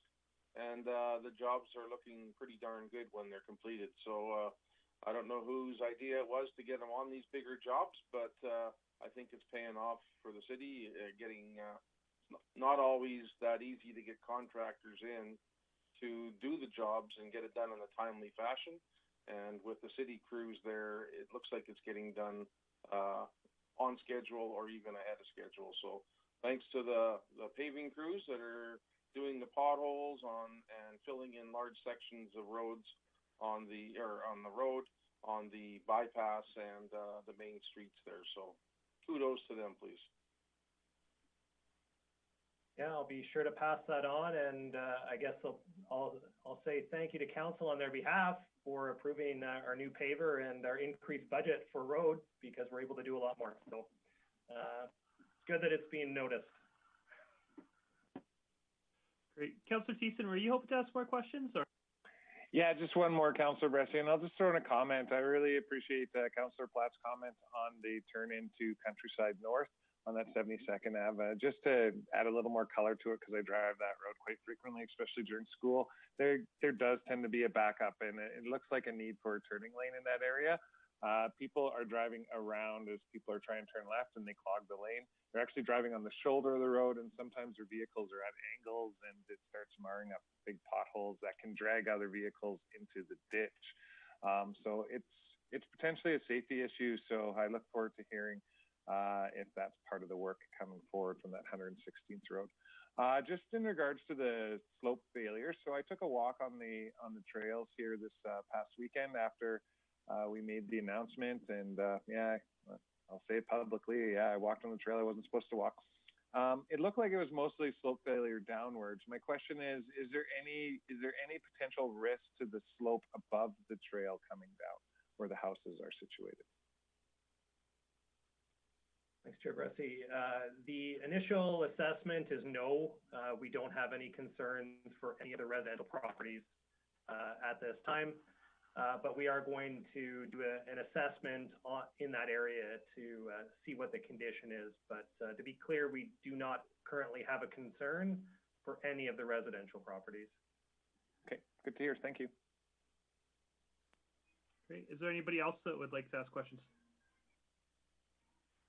In that case, thank you for the report and taking all the questions. We appreciate it. And moving on to item 2.1, we've got safe school openings, and Councillor Clayton has asked to add this to our agenda. So Councillor Clayton, I'll hand it over to you. Great. Thanks, Chair Bressie. As many of you know, we're getting prepared to head into September, which is typically back to school, and the Ministry of Education, in conjunction with Ministry of Health, is working with the school boards to come to some form of decision by August 1st. And saying that, I wanted committee and potentially council to have discussion of what we think that looks like, and you know what our opinion is on that. If you've had a chance to look at the Grande Prairie Public School District's results from the Parents Guardian Survey, there's some great information there. You know, it indicates that 86% of parents are comfortable with their children returning to school in person, and that the priorities for the parents are hand hygiene and new rules for students who are sick, including extra cleaning protocols. They identify that the greatest concern as a parent is the children missing out from learning from teachers. Although the survey also indicates that 82% of parents were comfortable in the past, this past outbreak of COVID, with their students learning, the overall satisfaction of learning from home. 82% of parents indicated that they were overall satisfied. And speaking with many parents in the area, they were satisfied because it was sort of that you were forced to out of necessity. And so, but it also went to say that 86% of the parents were comfortable with their kids going back in person. So to me, there's lots of reports that are coming out right now. The Sick Kids organization out of Toronto has released a report addressing how schools can reopen in a safe way that maximizes safety and well-being of students, staff, and the families. And I think we all sort of recognize that COVID will be with us for a long time. However, as we try to get back into some normal activities such as schooling, we need to figure out ways how to mitigate risk of students, but restarting classes is essential to parents' mental health, children's development, children's mental health, but it's also essential to reviving our economy. Several countries have already identified this and recognized this. And I think that if we want our economy to rebound, we need our kids to go back to school in September. I think, in my opinion, the education, the one-on-one, whether it's a traditional student, a student with special needs, a preschool student, they're all needs that they need for their own education as well as mental health. Parents need to get back to work, whether it be beneficial for them financially. The employers need to know that the employees are coming back to work. If we want our economy to recover, parents need to go back to work. And in order for that to happen on many situations, students need to go back to school. So I would like to see, and I have a motion prepared, and I'm happy to have more discussion on this, but I would like to see committee directing council to write a letter, and I have it laid out, but I would at this point just be looking for some open discussion on what other people's thoughts are on this.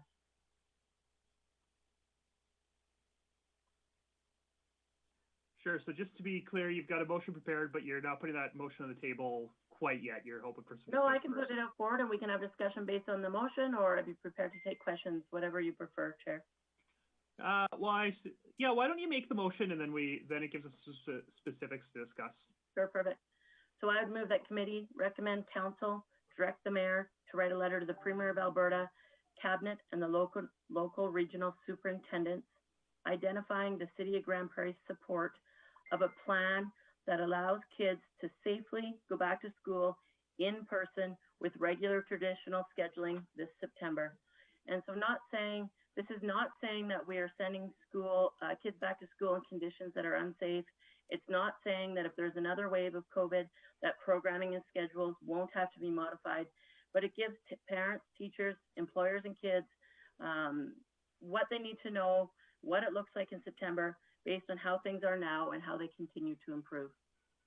Great. Could you just read that one more time, just to make sure our recording secretary and the rest of council heard it? I move that committee recommend council direct the mayor to write a letter to the Premier of Alberta, cabinet, and the local regional superintendents, identifying the City of Grande Prairie's support of a plan that allows kids to safely go back to school in person with regular traditional scheduling this September. Great, thank you. I saw Councillor Palat. I really want to thank Councillor Clayton for bringing this forward and having this conversation. I think this is incredibly important for us to support. I'm not a member of this committee, but I would certainly hope this gets supported and we get to council for us to have this conversation. Councillor Clayton highlighted on some key things, but if we want economic recovery, kids need to go back to school. If we want mental health for kids, they need to go back to school. There's so much uncertainty in planning for employers, for parents right now without this. And I just really think the province needs to give us some direction of getting back to school full-time September 1. Big believer to me right now, my personal belief right now, I guess, is the damage that COVID is creating, that we don't get kids coming back to school. The mental health that's going to be created from that is probably, in my opinion, more damaging than what COVID's doing. So I really, really, really hope committee approves this so we can have a council discussion and we can move this forward, because I think this is imperative. We need to get kids back in school again. It's not good for their mental health not being in school, and it certainly is going to really lag economic development if we don't get them back in school. So appreciate the motion and the conversation, Councillor Clayton. I think it's overdue, and I appreciate we're having it. Great. Councillor Thiessen, then Blackburn. Thank you very much, Chair Bressie, and thanks for the motion, Councillor Clayton. I think for me, I will add onto it, just speaking with various principals around the school district. One of them told me at their school they had a 40% non-compliance, as in they didn't have any contact with the students once they shut down. So essentially, that's half of a school year that a student missed. So we're not just talking about economic growth and recovery for the parents and for right now. We're talking about an educated society in the future that we could be missing out on based on a variety of factors, such as lack of internet access or lack of a computer or iPad laptop in order to connect. Parents who have the time to commit to the at-home studies or to even communicate with the teachers. I think these are all very, very important things that we should consider. On average, we're creeping up close to 20% non-compliance in their entire school board, and that's not people taking advantage of the system, I don't think. I think that's just not having the access or the tools or even the desire or the time to help your kids through that. So I think it's very important that we do have that plan and that there's a good plan in place. There are models in the world. I mean, Sweden never shut down their schools. There's several states that never shut down their schools. So, I mean, we could be a bit precautionary and say, well, let's not just open up the schools or let's do a modified, but I think it's very important that kids get that social interaction, that they get a bit of normalcy back into their life. And yeah, I can support this motion 100%. So thanks for bringing that up. Great. Councillor Blackburn. Thank you, Councillor Bressie. My opinion is not going to be popular here, but I have to say it. There is absolutely nothing that has changed about the virility of coronavirus and COVID-19. We've been very lucky in Grande Prairie so far in terms of the number of infections that we've dealt with, and certainly very pleased that we've had no deaths here. However, nothing has changed. There will be more infections, and there will be a second wave, if not a continuation of the first wave. And I think that having children in schools is going to contribute to that increase. I recognize all of the issues that children and teachers are suffering through because of what we're going through. They're not the only ones that are suffering as a result of what we have to deal with. I would suggest that the school boards and the province, who both have responsibility over education, should be making those decisions without us weighing in on it, because I don't want to be a part of, I don't want people coming back to us and saying, I told you so, you shouldn't have done that. It's not our place. So I would suggest that we not pursue the city's involvement in decision-making regarding schools. Thank you. Great. Thank you, Councillor Blackburn. I see Mayor Given, and then I'll probably insert myself before coming back to Councillor Thiessen.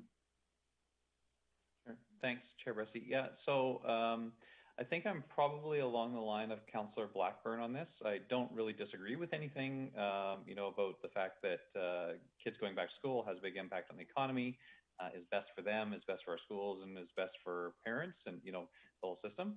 My bigger concern is really sort of jurisdictional. The motion doesn't give me any sense of what our local school districts are doing. what stage they're at in terms of developing their plan. I would like to have a sense at least of from them, you know, the people that are elected by the public to be in charge of student care in Grande Prairie. I'd like to hear from them what their views are before taking a position that is pretty definitive and specific. If there was a motion to request an update from school boards to get some information, so we would be able to have an informed position on this, I could support that.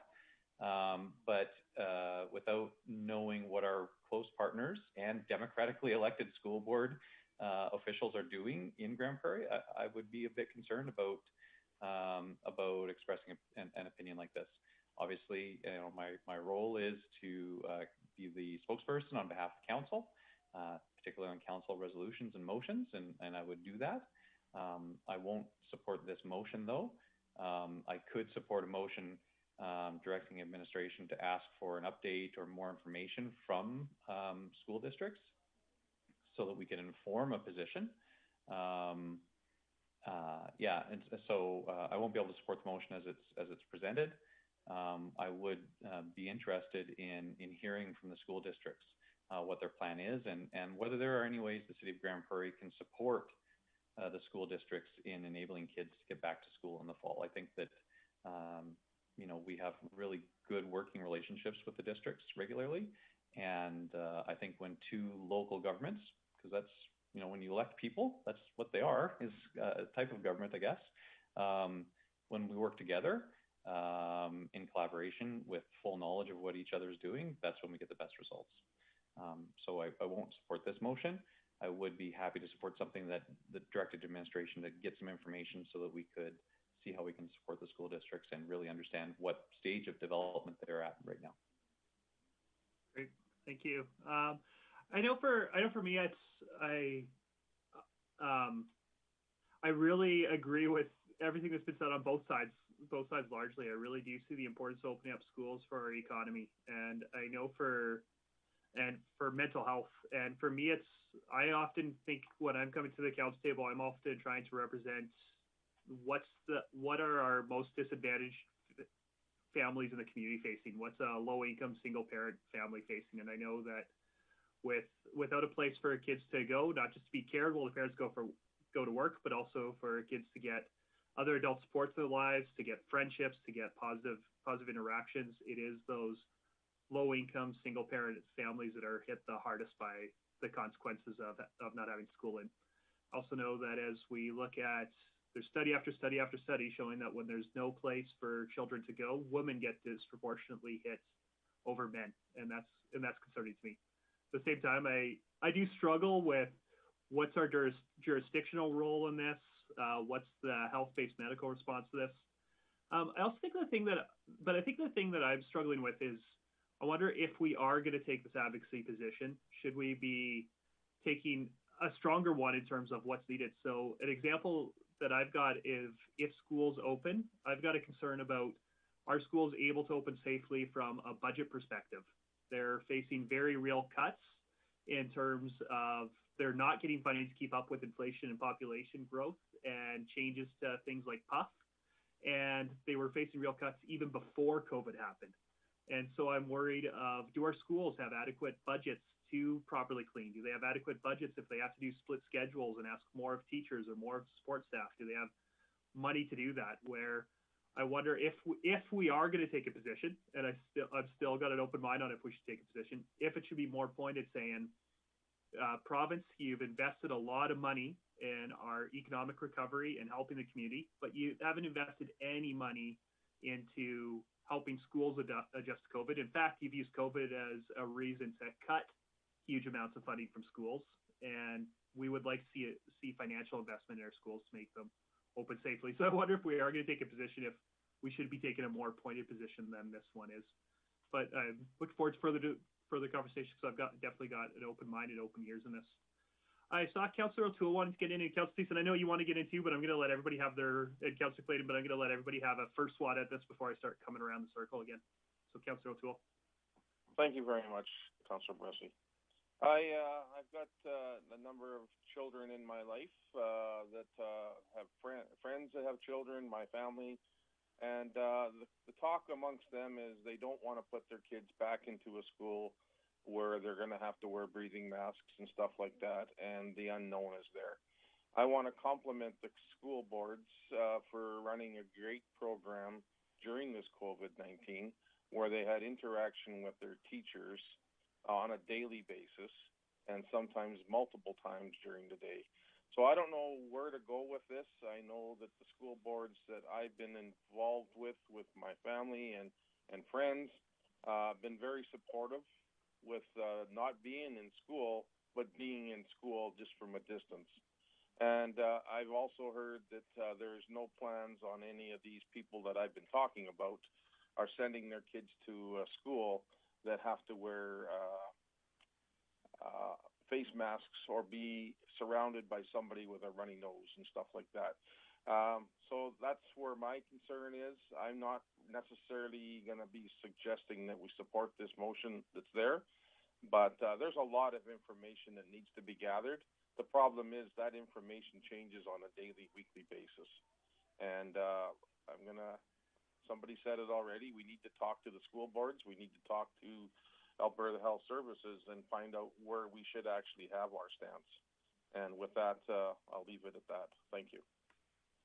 Great. Councillor Thiessen, then I'll come back to Councillor Glayton.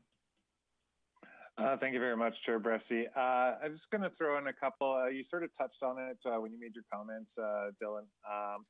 But for a lot of kids in our community, school is a safe space for them. It's their only safe space.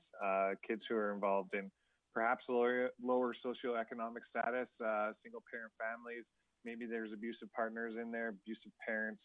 And for kids, going to school is really that freedom, that ability, as Councillor Bressie said, to have adult supports, to talk to friends, to get out of their house and to do that. Right now, they're clammed in there. So it takes mental health to a whole another level. On top of that, the city, the Catholic School Board, and the Public School Board, we all invest tens of thousands of dollars into healthy snack programs at schools.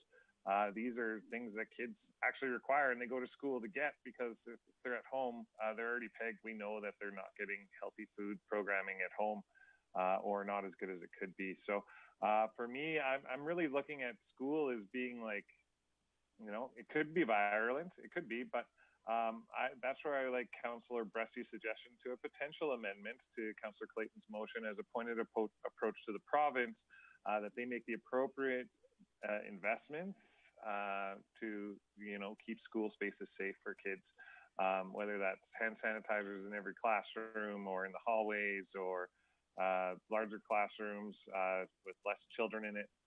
I'm not sure what form that takes, and I think personally, we don't have a role in that. Mayor Given was correct. This is the school board's decision, as well as school's decision and the province's decision as to how they open up. We're just putting forward our opinion, and all opinions count to something, and they count to good decision making. So if we have a broad-based opinion that says, hey, we think kids should go back to school, but it should be done right, I think that's something that our province should take into consideration before making any decisions. And I also am not opposed to having further discussions with our school trustees, both in the Catholic or the public realm. So I think stating opinion isn't harmful. I think it's actually forward-thinking and encouraging the province to make a plan. If we don't send anything in that says, hey, you need to start thinking about this and make the same investments in education as you have done in the private sector, then we're going to come back to September and I don't know if we're going to have anything ready or really well thought out. So I think we do have a role in placing our opinion.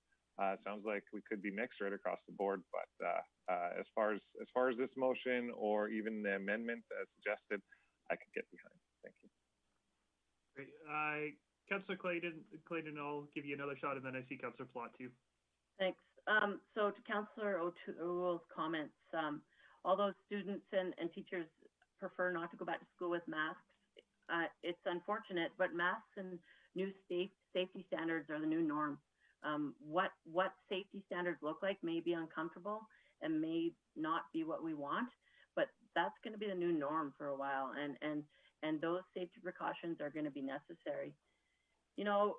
meeting with our partners, our jurisdictional partners, is fine. The school boards have already laid out 3 options. They are making a decision by August 1st.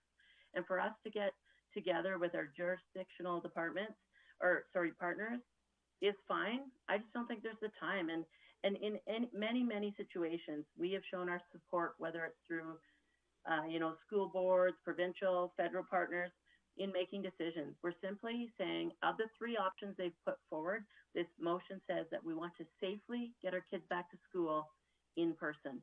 And so if you want to do a subsequent motion in regards to what funding looks like for that, I'd be all for that. But this motion is truly just to get our kids back to school. It's one of the options that's been presented by the school boards.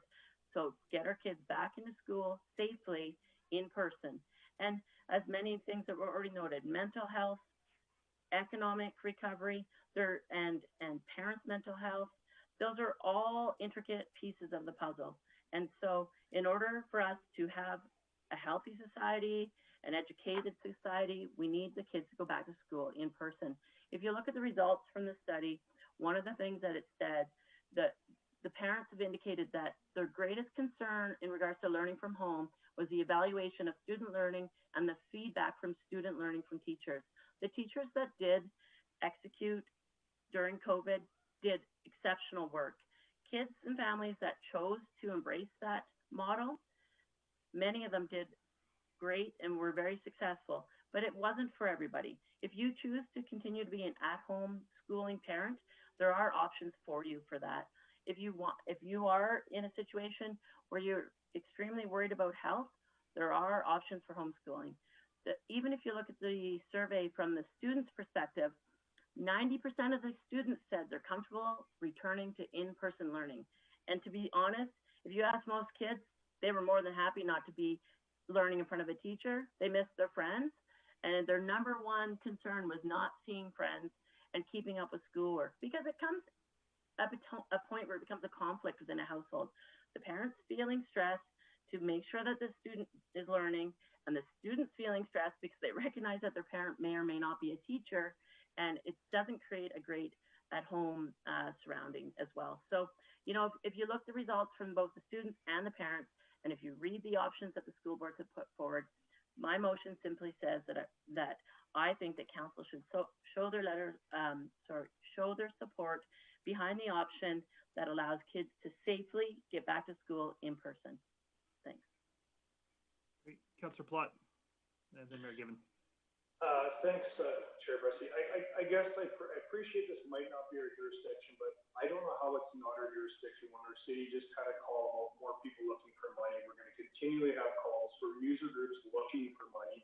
It's going to have a massive impact on our city's operations.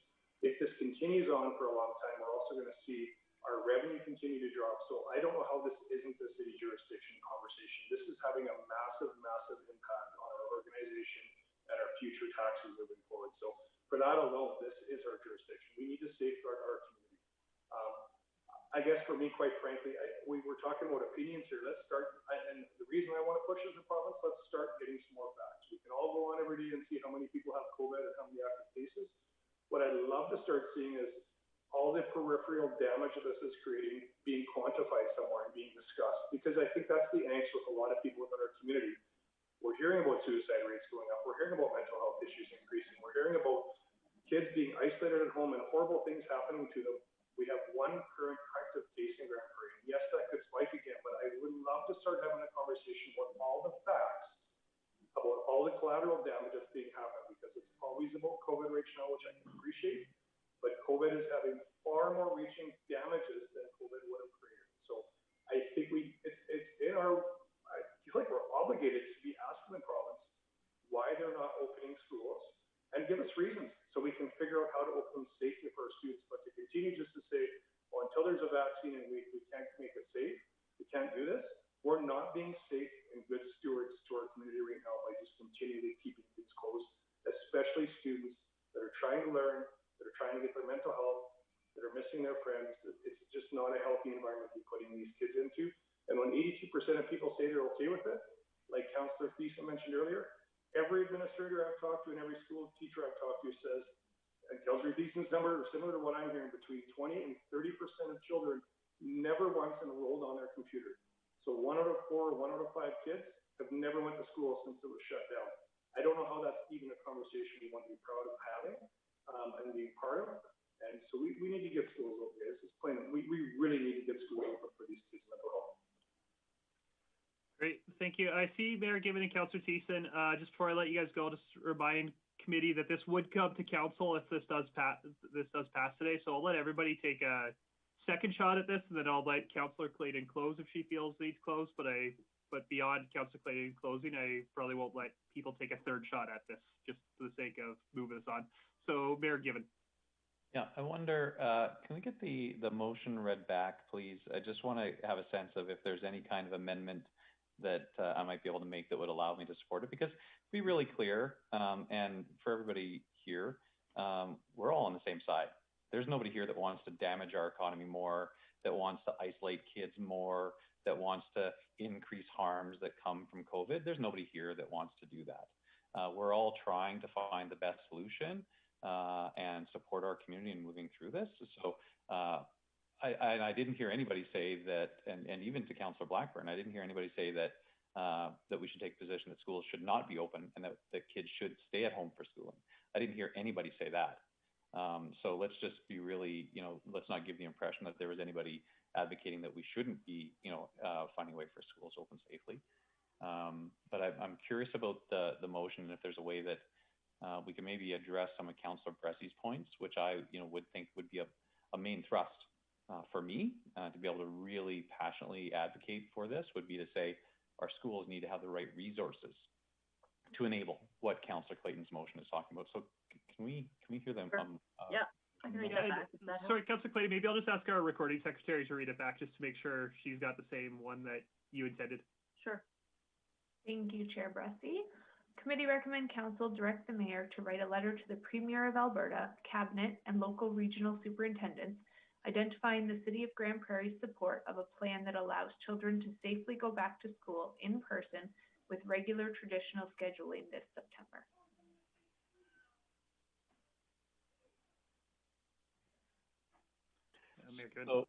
So I'd like to propose an amendment, and I just, since I can't see it visually, what I would like to add is Premier, Cabinet, local school districts expressing the City of Grande Prairie's support for increased funding to school boards to enable them to, and then continuing on with Councillor Clayton's motion.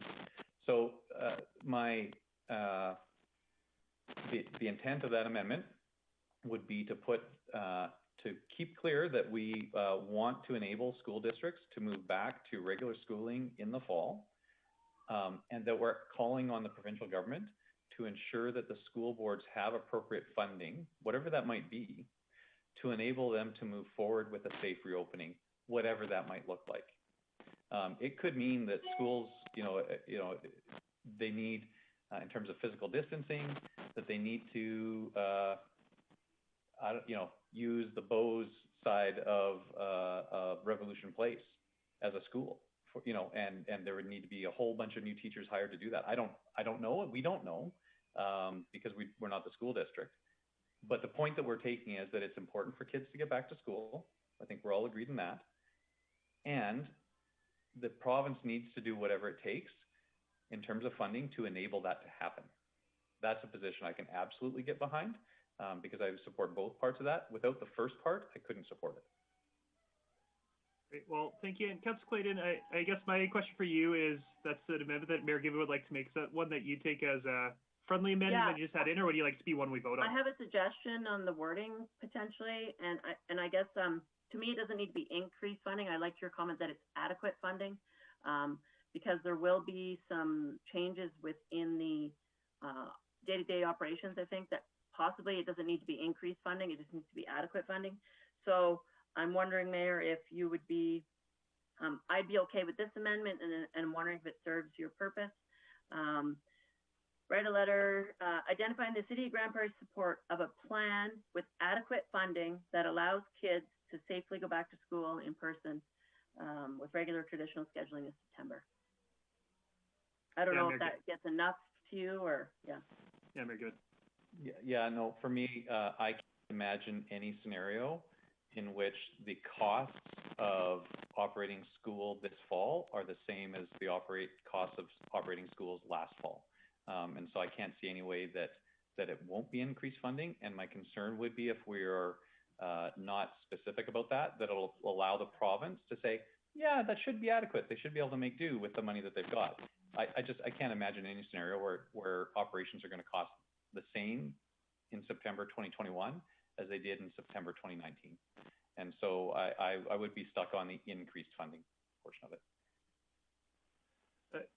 Councillor Plott, I see you on the table. Just let me figure out first if this is going to be a friendly amendment or one that we need to put on the table and vote on. So, Councillor Clay, I guess I'd look to you. Would you like us? Would you be open to increased funding as a friendly amendment, or is it one you'd like to vote on? I'm just not comfortable with the word increased. I guess for me, until I see what operational school looks like, there are potential for certain programmings that are expensive within the schools to not be running this year. It may just be a core education program running. There may not be, for example, large physical fitness program running. There may be parts of the school that don't run because, as in my motion, we want to support a safe school environment. And so some of those activities may not lead to a safe environment. So we don't really know operationally what school looks like. The big part of the motion being that we get kids back to school in person safely. So until all the costs, et cetera, wash out, I'm not in support of just saying increased funding.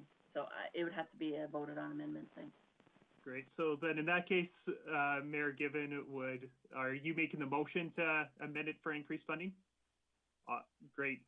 So then what we'll discuss now, Councillor Plott, is if you want to get into the queue by all means, but specifically what we'll discuss now is that amendment to the motion. So do we amend the motion to say increased funding, or do we leave it as Councillor Clayton originally proposed? So yeah, Councillor Plott. I guess I'm confused. The motion said for our kids to go safely back to school. We talked about jurisdiction earlier, so why are we telling them how much money they should or shouldn't spend? I would hope the province would say, yes, we can go back to school safely. That's their job to go figure out what that looks like. That's not our job. We don't even know. We're speculating on spending everything else here now. I think the motion, the way it originally said, is fine. If they can't safely do it, and if it's going to come with a massive cost to do it, they'll come back and say, we can, but it's going to cost X, Y, Z numbers. Are you comfortable with that? I think we're way over. We talked about jurisdiction before. To me, this is a way overstep on our part. We're just asking to open schools safely. That's all we're asking to do. If they can't do within the budget they have, then they'll come back and say that. But I think for us to say, and you need to add money, and you need to have adequate spending, that's not our jurisdiction, you guys. It's their jurisdiction to figure that out. So I actually don't like any motions where we're asking them to put money or funding around it. I think the motion, the way it was originally laid out, saying safely go back to school, pretty much sums it up. If they can't do that, then don't. And if you have to ask for more money, then they will. But I think us muddying the water by trying to add more wording or adequate funding or extra funding, that's not our role here. Our role is just to ask, can you get our kids back to school or not, and see what their answer is. So I would hope we don't amend the motion. I think the motion, the way it was laid out, is exactly how I would love to see it go through, because I think that addresses our community's needs. And if they're not safe, we're probably not going to support them going back to school either. So I would just rather us not muddy off and try to get into jurisdictional where we just shouldn't be. Okay, thank you. Councillor Thiessen. Thank you very much, Chair Bressie. Just in response to Councillor Platt, I'm not opposed to the language of increasing or adequate. I do agree with Mayor Given that if we say adequate funding, then they're just going to tell us what adequate funding is, and that's based off of their own belief systems. The jurisdictional waters are already muddy, considering that the city of Grande Prairie has to collect the education requisition fund every single year on our property taxes. We wear that ink on our face.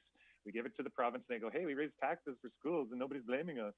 So there is muddy water. So if there's going to be increased costs, you can bet that that's going to be an increased percentage and a hit on our education tax requisition that we have to collect. So I don't mind saying, hey, you know what, you better do this right and safe. Me personally, I'm all for safely going back to school, but I'm still waiting for the COVID update where they tell us that the best way to prevent any infection is by eating healthy food, taking quality supplements such as vitamin C and D, avoiding toxins, and getting plenty of fresh air, rest, and sunshine, and avoiding stress as much as possible, which are all great beneficial things to increase your immunity and also to keep you healthy. So I'm waiting for that. It's been months. I haven't seen it yet, not even from our chief health medical officer. So I don't have any. I want kids to go back to school safely, and I don't want, even if it's just a small minority of kids that are in bad situations, I don't want them to have to be there. So thank you. Great, thank you. Councilor Clayton, I see you. Just let me insert myself and then I'll get to you. And I think for me, I'm going to support this amendment. And is it our role to be talking about increased funding or not? I don't know, but I don't see how that's stepping over any jurisdictional lines that the original motion isn't already stepping over. And I do think that if there is increased funding to education, that we're the people that collect a significant portion of that on the province's behalf. And I think it is I think that if we are going to talk about jurisdiction, it's appropriate for us to say, hey, as the people that wear the political bad will of increasing education requisitions, and as the people who collect on your behalf, we can support an increase to that requisition. I think is an appropriate position for council to take. And if we're going to wade into these waters anyways, I think that there has been some disingenuity on the province's part talking about education budgets. And I really am concerned that money is going to get in the way of schools opening up safely. And so for me to support us writing that original motion, I think funding is an important conversation in it. Whether that's increased funding or adequate funding that we talk about, it doesn't really matter to me which one of those two words we use. But since funding wasn't in the original motion, I will be supporting this amendment. Councilor Clayton. Thanks, Chair Bressie. I can't support this amendment for a few reasons. To me, the intent of the motion will be overtaken by the fact that you're asking for more money. The intent of this motion is to get kids back to school safely. And as soon as you put the word increased in there, any communication to the province will look like you're asking for more money in a time when they can't afford more money.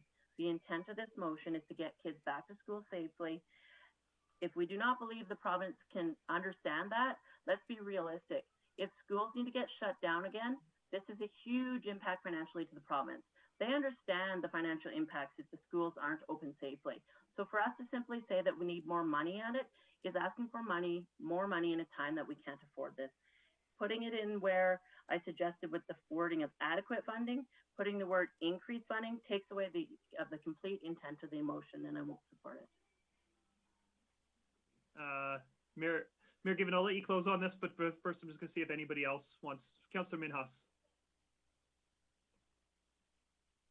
Yeah, listening to all the conversation, I agree with the accurate funding or the increasing funding. I think we should be asking more money from the, like Bill, Mayor said it, the reason I'm going to say this behind, if you look at the back, the school taxes property tax was increasing on the school money the government getting. And then other hand, government was cutting school funding. So I don't really get it what the government trying to do it. If we don't ask for more funding, they're not going to give us. I'd like to have the safe going to the school.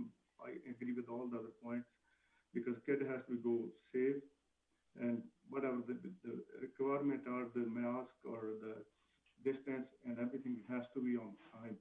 But schools should be opening like I kind of agree, like the computer, they're given this homework, they're not everybody going to complete it, and there's a lot like single mother parents or whoever, they can't have afforded those things or kid not going to be doing it. I'd rather open the school and kid go to school but safe, and if cost-wise provincial not providing it, then it's going to be hard.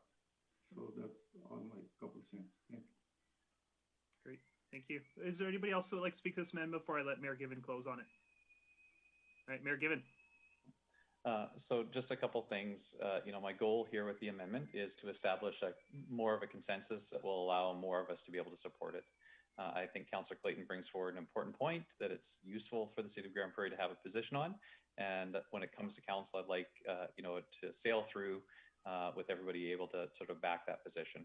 One of the things that would enable me, and it sounds like maybe some other council members to be able to support that position, would be to say, hey, we need to also address funding that will allow the school boards to do that. So this is about establishing a consensus, and I would encourage council members to think of it in in that light to say, hey, is this a reasonable thing to do to allow us to say that other thing that we also want to do? I hope that you would think that it is. And second, I think the opinion that we're expressing about funding, let's be clear. We ask the province to increase funding to all kinds of things all the time. That's what we do. Like this is regular business for the city of Grande Prairie and municipalities to say, hey, the province needs to fund this highway. The province needs to fund this healthcare facility. The province needs to increase this grant. That's what we do. So that's a normal piece of business for us to advocate for increased provincial funding for things. I think we need to be careful about equating it directly to education property tax. Certainly that is a source of funding for the education system. My understanding is that it makes up a less than 50% of total funding to education. And really what we're doing is expressing an opinion to the province about what their priorities should be with all the resources that they have, not about a specific source. The province has made some announcements about funding for other things that have driven down or have said that they're going to be driving down certain other tax rates. So they do have some flexibility in how they would choose to fund increasing funding to this sort of area. So I guess my overall argument here is let's try to find something that allows our entire council to be supportive of this motion, because I think Councillor Clayton raises a good point about the importance of the community. I think everybody agrees on that.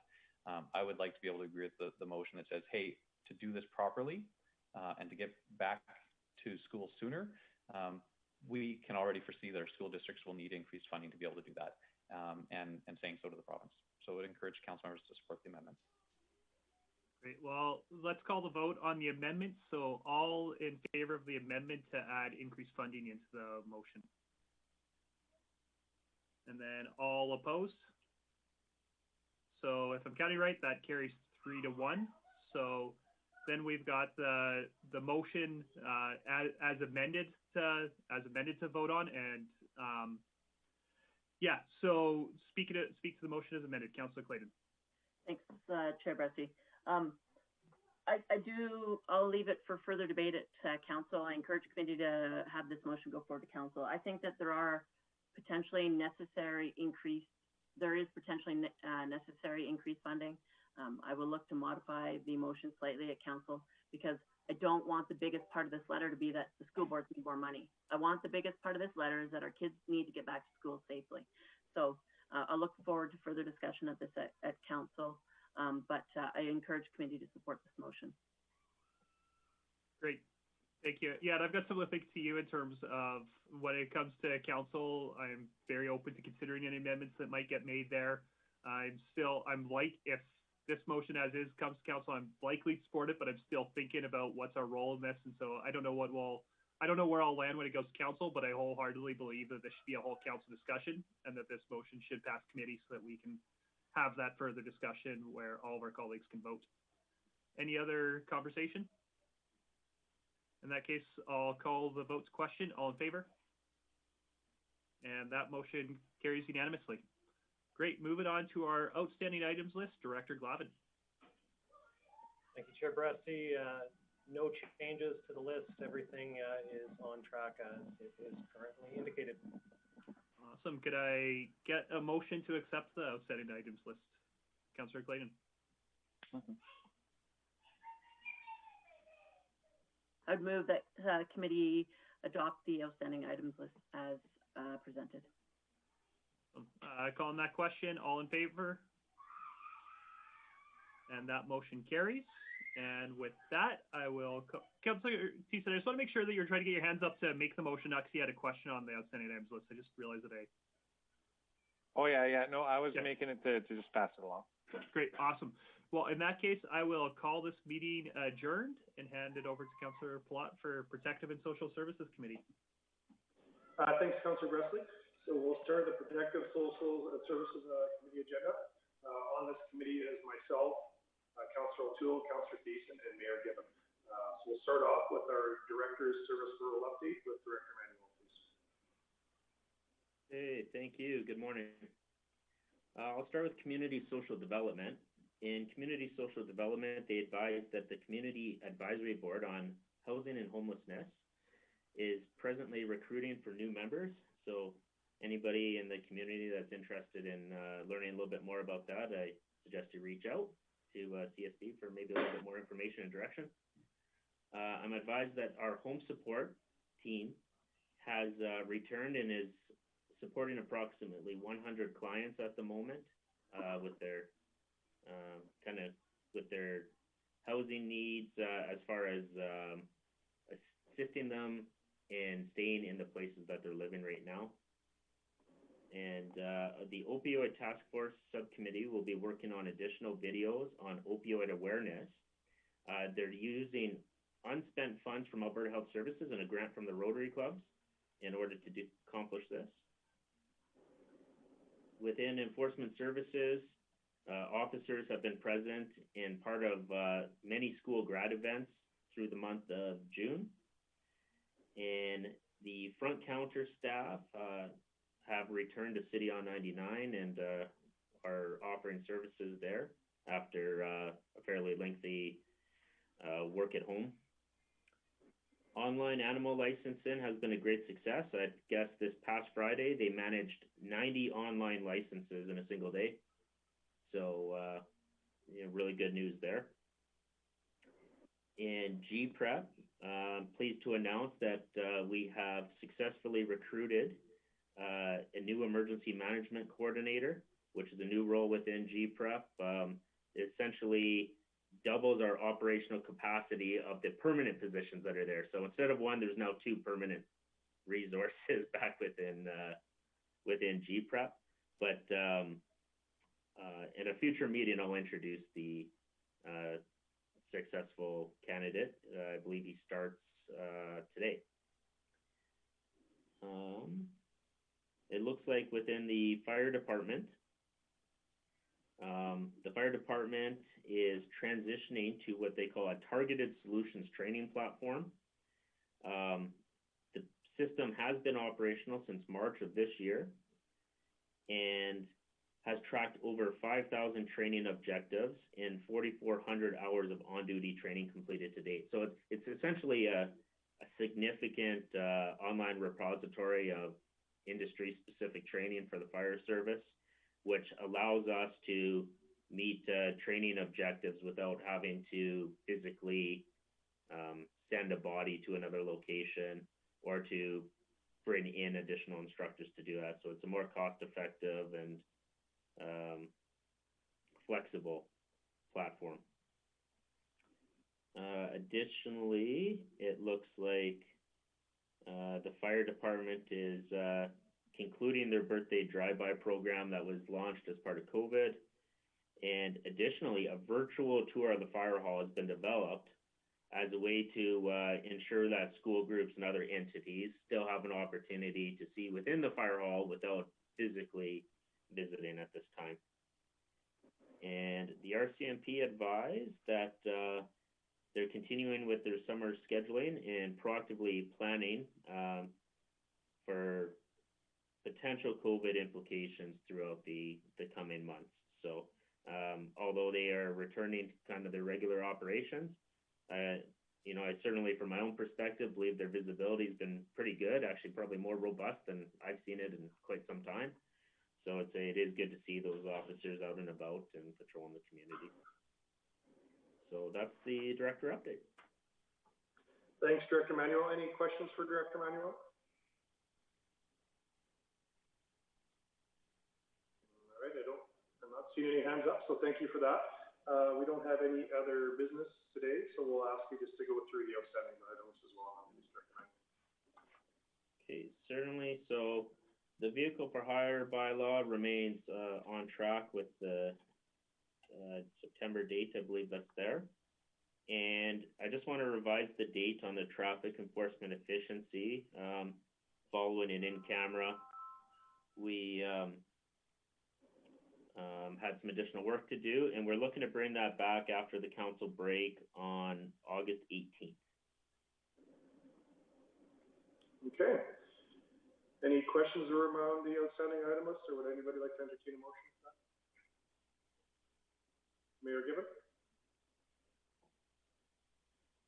Thanks, Councillor Platt. Yeah, happy to make a motion, but I also just had a question for Director Manuel. We had the delegation at council with respect to mobile food service. Food trucks, thank you. And I appreciated that you at council highlighted that it really is sort of multi-jurisdictional, like it touches a whole bunch of different departments. So where will that item from council land in terms of outstanding items list? Just so that we don't lose it. There was a couple of sort of like immediate discussions, and then there was sort of a longer term thing. So I'm just curious where we would expect to see it show up. Yeah, no, it's a good question. So I'll just update you. I spoke as recently as yesterday with the delegation and just collecting some information around some of their particular concerns. That being said, as far as the move forward in the report on kind of the status of the food truck industry in Grande Prairie, we have a meeting scheduled with the various affected departments today at 2:30. So following that, we're going to determine who's the lucky report writer. And then as soon as we identify that, we'll work with Amanda to place it in the appropriate standing committee for a report to return. It's looking like, don't tell the other directors this yet, but it looks like it's probably going to be us. Yeah, we won't sell you out too early. Oh, Director Miller just showed up. He's volunteering. No, I just thank you for that. And there was also that other part about that I think also passed the council, asking administration to identify additional sites for 2020 season. So there's sort of the bigger discussion in it. So any update on that part of it? Yeah, so Stephanie popped in here a little bit earlier today and told me that they have identified some. We're just going to bring it to our roundtable to make sure nobody has any significant concern, but we suspect that piece will be checked off today. Thank you, and maybe if you could just inform council with an email after the fact about what happens with those sites, and if there are new ones added, where they were added, just so that we're aware, and in case anybody asks us about it, that would be really appreciated. Thank you. Thanks for all your work. Yeah. And I'd make a motion. All right. Well, thanks for that catch me you're given. I think that was a good one.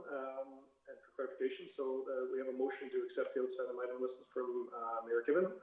All those in favor? Can't see Councillor. Oh, there's Councillor. Okay, we're good. I believe that's everybody.